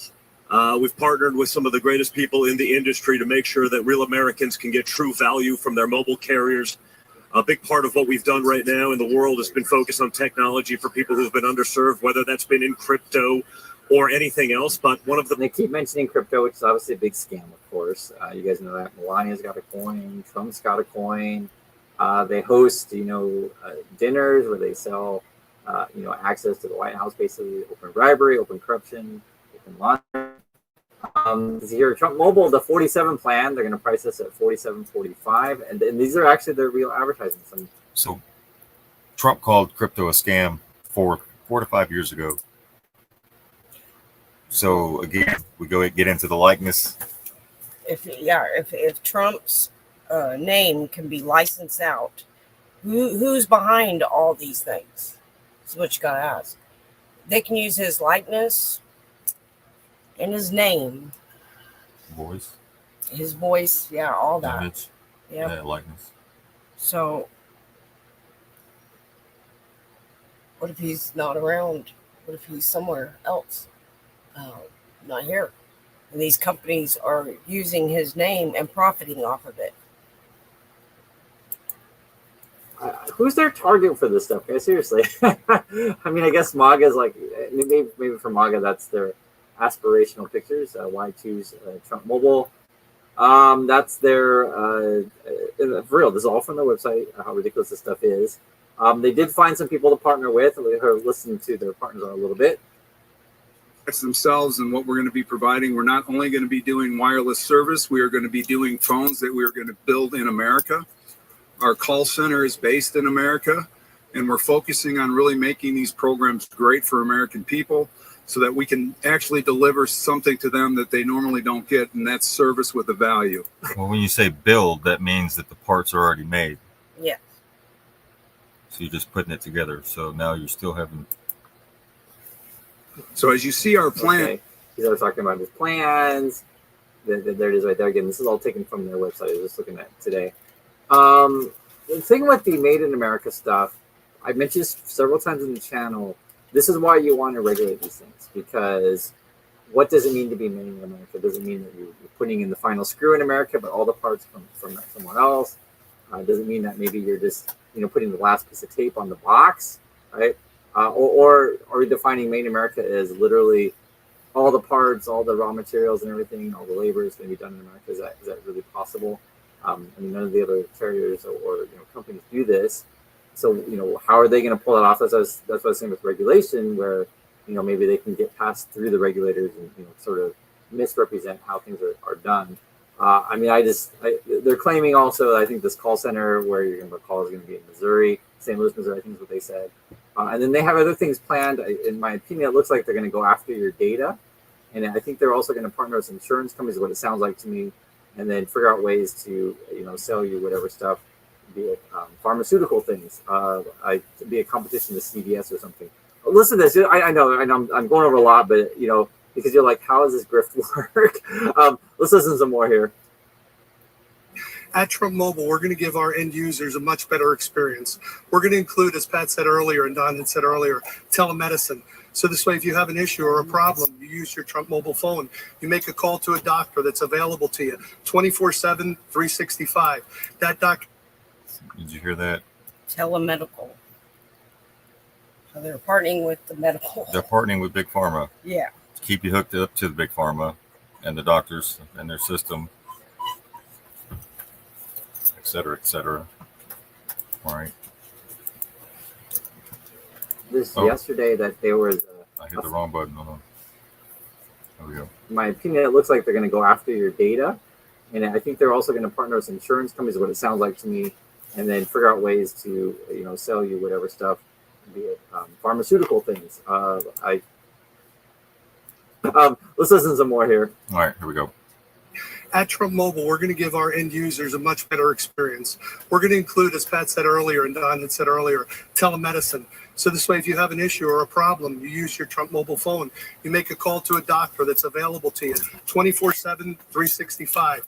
That doctor can write you a prescription. You can take that prescription to CVS, have that prescription filled out, supplied for you, all at no additional cost. So they're including medical stuff in their phone service. I think that's where the part of the grift's going to come in, and I'm sure you guys understand all of the conflicts of interest of that. You sign up for Trump Mobile, and are certain drug companies or whatever going to have preferences, or certain medical providers are going to have preferences. You guys get the point there. But I just wanted to show you how could they possibly augment their. I'm assuming it's going to be loss taking on their other ventures, being call based in America or trying to make phones in America. I think it's going to be about getting your data and also partnering with other stuff. Yeah, data collection. Here's more. Just like Palantir, just like the Obama phones that were all free, was all data collection on the people. The free Obama phones everybody got. Yes. Same thing here. See, they're all thinking it's Trump. There ain't a conflict of interest with Trump because it's not Trump. They bought the licensing to use his name. All right, so we got that out of the way. I don't think we need to go over anymore.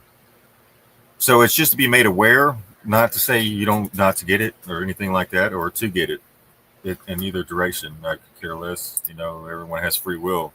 Just to inform you. Just to inform you of the fact and how his likeness is being used to market, right? Sell things. I mean, his shoes sold out within minutes. You had a lot of things sell out over the past few years with his name on it, right? Yes. That should be about it tonight. Let's see. We went over Palantir. Okay. ICE is going to pause. Okay, ICE is going to pause most raids on farms and hospitality industries. This is coming from San Diego. What? Wait, real quick. Trump says, because he says it. Okay.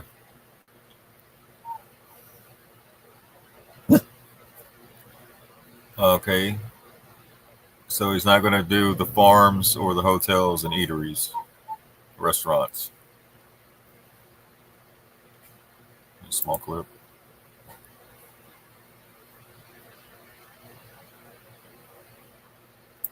The Trump administration appears to be changing course when it comes to immigration enforcement operations. ICE agents, reportedly, they've been told to pause most raids targeting undocumented workers in places like restaurants, hotels, and the agriculture industry. Yep, NBC 7's Adonis Albright explains the shift in policy as well as the legal implications. When President Trump first took office, his initial promise was to target people in the U.S. illegally who have criminal records. In recent weeks, however, we have seen ICE raids target workplaces all over the country, including a restaurant here in San Diego. Some of the people apprehended were confirmed to not have criminal histories.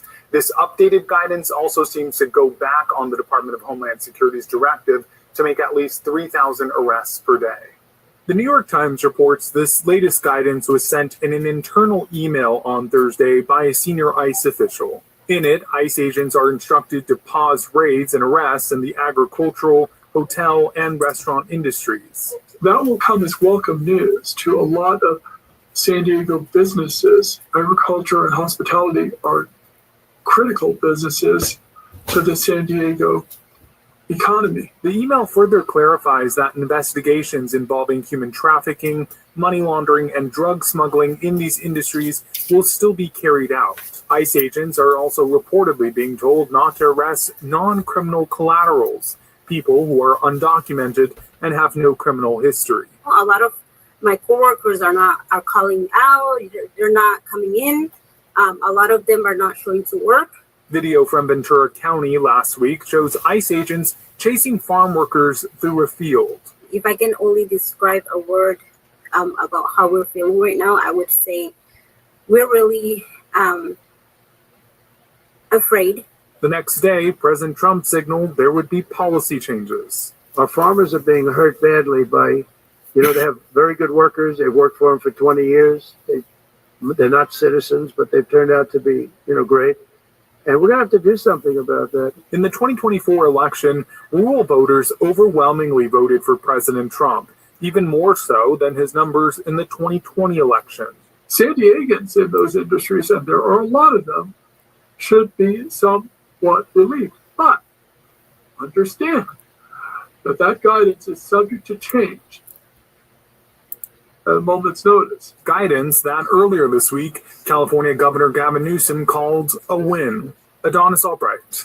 And anyways, the big story here with what they're really not talking about is the companies that bring them over here that pile them on top of each other on farms and stuff like that. You can only imagine the conditions. And they're threatened basically if they don't comply, they can go back or worse. Right. And then the ones that do get their citizenship, they don't want to have anything to do with them anymore. One guy worked there for 30 years and got laid off. After 30 years, he got laid off. Because they wanted the DACA people that are cheaper.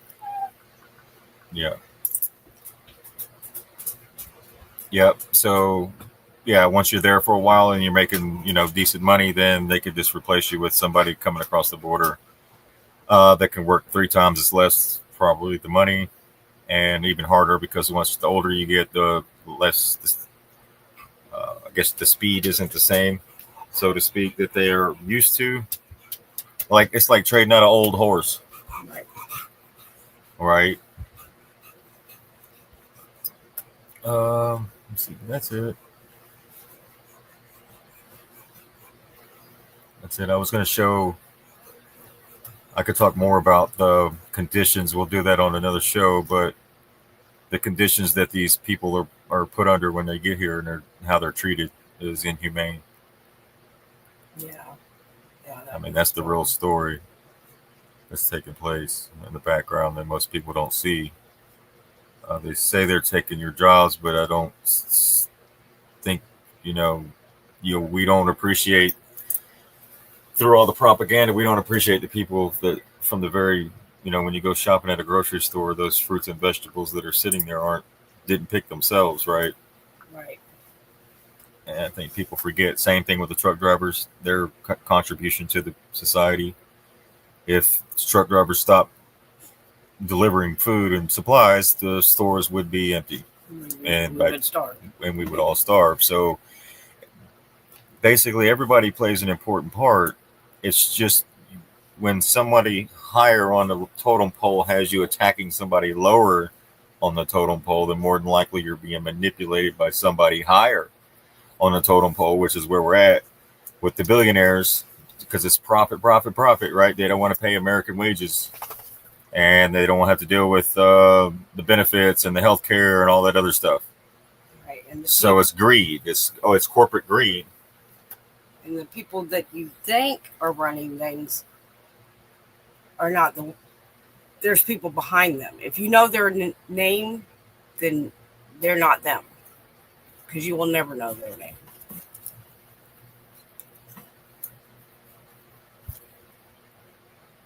That's just the person you can get mad at. Right, the puppet. Yes. Right. It's not like everybody's mad at Trump. It's not Trump. It's the system's been there the whole time. Right. He has what's it called? Special interest people that control the president and the Congress. So again, probably start closing this out. Just a little reminder here on the article I just pulled up. Palantir financed by Epstein, fueled by Thiel, which was advertised during the parade, right? Yes. RSBN 7:13 p.m. timestamp. Palantir's also behind the digital ID as well. Palantir, AI is going to replace doctors, write prescriptions. Palantir forms medical database on every American. There you go. There's your phones, right? Yep. And they just talk about that on that phone. Right. So now you got to give the phone company permission to get into your records. Yeah, they've already teamed up with different companies to do that. Okay.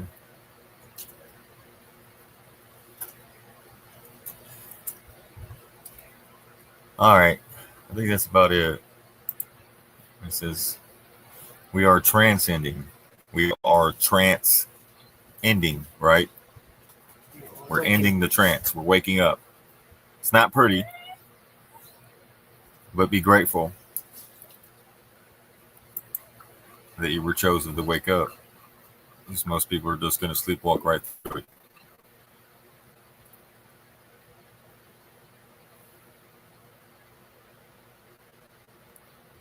That's all I have. You got anything, Ms. Sheepdog, you want to add before we close out? Oh, there was one more. That anonymous one. If I can find it. It's not very long.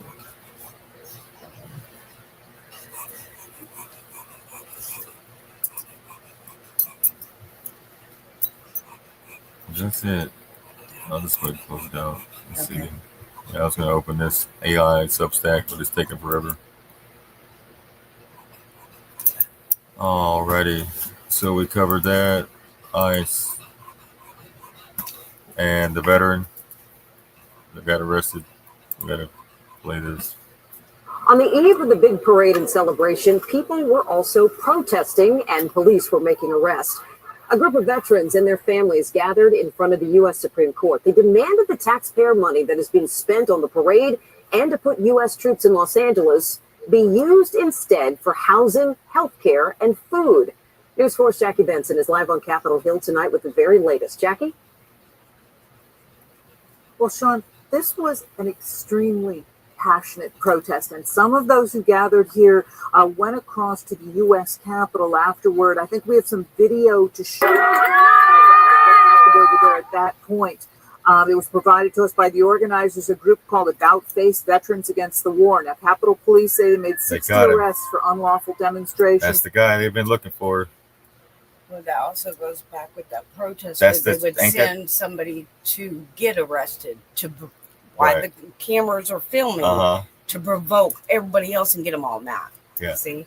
So is that the description of the walker that he did rob that bank with? So they do this purposely also. Yeah. One of those arrests. But they could have used somebody else. This guy had to be 80 years old. Well, that's because that everyone will get upset. Look, he's arresting the old man. It's on a walker. See, it works just like that. The thing you play. That's what they were talking about. It's one big psyop, ain't it? Vietnam vet who uses a walker. And then it gets We were everyone told riled some may up. also face charges of assault on police officers and resisting arrest. Money for people, not parade! Money for people, not parade! U.S. military veterans of conflicts ranging from Vietnam to Afghanistan, 100 strong, different branches, united in their personal conviction that the millions of dollars spent on Saturday's military parade in the nation's capital. I want to point out something right Spent here. on Saturday's military parade in the nation's capital, in their personal conviction. Do you see it? You see right here the red hand on the face, right? Yeah. That's what Rob was talking about when they went in front of the Pope, and yeah, the mask. These two have masks on. Yeah. Those are usually the ones that start Yeah, but stuff. look, see the red hand over the face? Yeah. Yep. That the millions of dollars spent on Saturday's military parade in the nation's capital is both wasteful and inappropriate. It feels like this whole dog and pony show that the president is trying to make about the army is actually about him, and it's actually a distraction from the fact that his That it's about Palantir, and they're getting rid of all the old shit. It's going to be far more advanced. administration is doing everything that they That was old. can to cut life-saving services that veterans and our communities rely on. One after another, they spoke against what they called the unlawfulness of the administration's current deployment of U.S. troops in American cities. If you want to thank me for my service, don't make it a hollow platitude or empty words. My service was to preserve and defend our Constitution, and now we are seeing the president betray our service. This administration has or will likely place you in a position where you must choose. Harm innocent people. Support their kidnapping. Suppress legal protests and expressions of the First Amendment. Or follow your conscience. You not only have a right, but an obligation to refuse illegal orders. And again, about All right. I can't stand the mainstream media. They could have like switch it up a little bit. Did you want me to add that? Is that what you're saying? If you want to play it, or you can play it tomorrow. Yeah, what is it about? About the digital currency coming. Oh. Well, let's do, yeah, we can do that it's tomorrow. good. It's 30 minutes. Okay. Where are we at? 2 hours? Yeah. Yeah.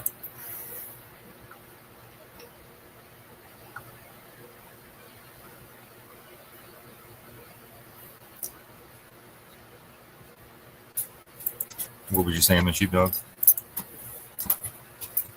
That's it. We'll go over the stuff on the Palantir and the digital currency with the blockchain and smart contracts. It's giving us a warning on that. We'll play that tomorrow.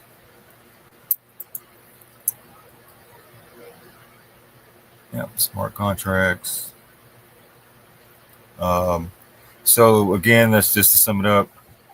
We were talking about Palantir, talking about how the military is pretty much getting old. They're going to replace it with all this new shit. You're going to start seeing more advanced tech coming in from the military. I don't see a reason for needing any more troops. So now the wars won't. They can just be. They can laser somebody. Yeah, they could be dealt with instantly. Right. And they have drones, and they have the robot dogs and all sorts of. Go look into Palantir and the contracts with the military, and you'll see all sorts of high-tech technology, equipment, and everything. Like the Terminator?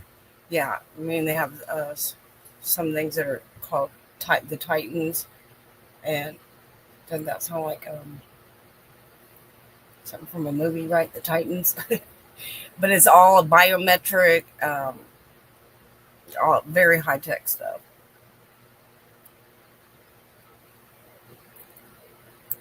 Yeah. And which they're already testing out at the airports, right? Yes, and a lot of them they were testing over in Ukraine.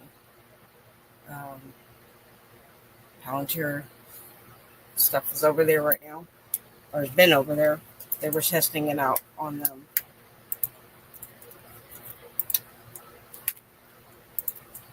I'll close out with this video, food for thought, and then we'll end it.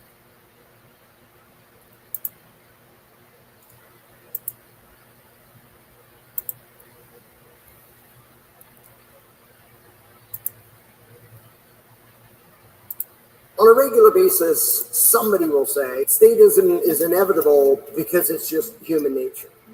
And they'll give examples like, if you look back in history, it's just century after century after century of people forming hierarchies and having kings and emperors and presidents and whatever you want to call it, and forming armies and running over there and killing those people and conquering them and stealing their stuff and running over here. And this empire has an empire, and still till some people make a little rebel army that overthrows them, and then they build an empire.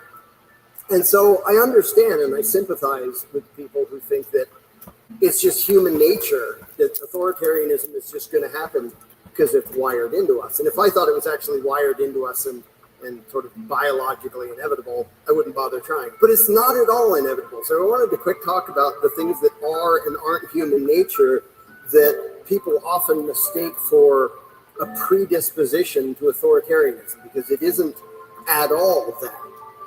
There is in our human nature a tendency to cooperate and get along and trade and work together for mutual benefit. That's the good part. There is also in our human nature, as demonstrated by the daily news and history going back forever, a tendency to not care about each other and think, oh, I'll just beat him up and kill him and take his stuff, or conquer him and take his land or whatever. That's very real. But authoritarianism isn't just that. And by the way, humanity has only very recently started to figure out maybe it's not okay to just violently attack other people because they look different or live in a different place. So humanity has made leaps and bounds of progress in that particular direction. But the thing that matters to me is authoritarianism.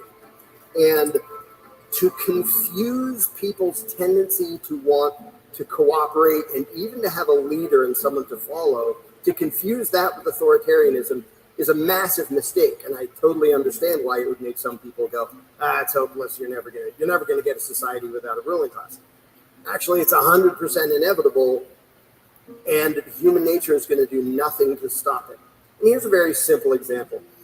Let's say a bunch of people, or a bunch of guys or something, say, let's go on a camping trip, and a bunch of them say, we don't really know it sounds cool, but we don't know what we're doing.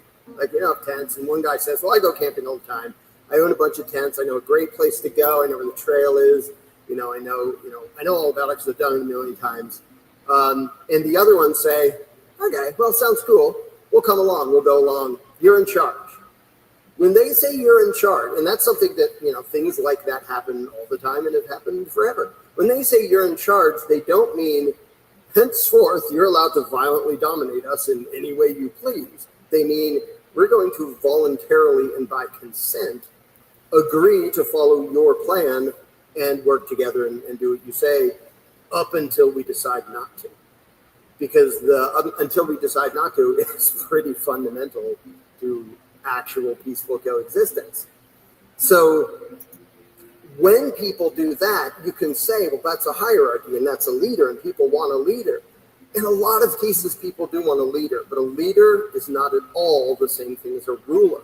A ruler is someone who has the right to violently dominate you. So to show how ridiculous it is to claim that authoritarianism is just built into us, let's back up. And now there's a group of guys going, what should we do this weekend? And one says, I hereby declare that you're coming camping with me, whether you like it or not. I'm going to make you pay for it. I'm going to make you carry all the stuff. I'm going to tell you where to go, and I'm going to punish you. In fact, I'm not even going to do it myself. I'm going to make some of you punish the other ones if you disobey whatever arbitrary whims I come up with. Is that human nature? Do people go, yeah, that sounds awesome. Let's do that. Nobody would do that. In fact, they'd never hang around with that guy again because it's a psychopath. Nobody does that. That's authoritarianism. It is not at all in human nature for us to want to be violently dominated against our own will. it's in our nature to cooperate. Sometimes it's in human nature to do nasty things to other people and steal their stuff.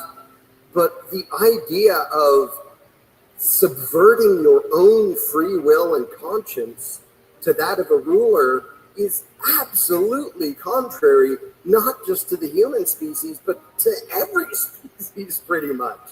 Like you go out in the wild and you try to catch something and put it in the cage, and even if you haven't hurt it, it thrashes and tries to get away. That's biological nature of almost everything. And so when people mistake the tendency to build voluntary hierarchies and to get together and to actually follow leaders who lead, who say, here's what I believe, here's what I think we should do, here's my plan for whatever, whether it's like an outing on a weekend or to build a village or to, defend a huge area from some invaders. If everybody views everybody else as just people, like the guy who's going to be in charge of the camping trip is still just a guy. He doesn't suddenly have the right to rule. He doesn't have the right to tax them and legislate them and sit on the throne and issue decrees and commands. They would think he was nuts if he suggested that. So the idea that we're automatically going to fall back into authoritarianism because we're just wired that way and because we tend to be in groups and we're a social animal and we form hierarchies, there's a giant leap of really bad logic between the two that there is no reason to believe that. One of the most obvious things to me, if we were so hardwired to try to find somebody to rule us and dominate us, it wouldn't require years and years and years of indoctrination through the Prussian schooling system. It wouldn't require constant fear-mongering and propaganda through all the media and all the forms of information everywhere. They're doing that because it's against our nature, completely against all of our biological impulses. So they have to manipulate and exploit other things like fear to dupe us into putting up with something that we do not at all take to naturally. Because it's not human nature to want to be violently dominated. It can be human nature to want to follow somebody else's plan if you're like, well, sounds like you know better than me and that sounds cool, so yeah, I'll help out. I'll go along with it. That's perfectly fine, and that will happen in a stateless society. Voluntarism doesn't rule out hierarchies, it rules out violent domination. So I would suggest that when you go about your daily life today, look around and look at the people and see how many you can find who are going out of their way to try to find people to violently dominate them against their will. Because, hey, if that's in human nature, you should see that all over the place on a daily basis. But you don't. Now, I know somebody in the comments can mention some BDSM kinks. Even that's voluntary, so even that doesn't count as authoritarian. But it's not how people are, it's not how people behave. And to mistake the tendencies of cooperation and organization and voluntary hierarchy for authoritarianism and to decide, well, we're doomed. But statism forever, authoritarianism forever, oppression forever, because that's just how we are, is a massive mistake and is massively incorrect. Outgrowing and outliving the superstition of authority is 100% inevitable. It's just a matter of time for people to let go of that. Now, changing human nature, that takes a long time. Outliving one particular lie, that's going to happen a lot faster than human nature would ever change.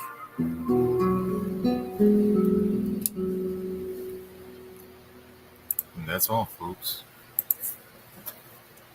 Have a good night. Good night.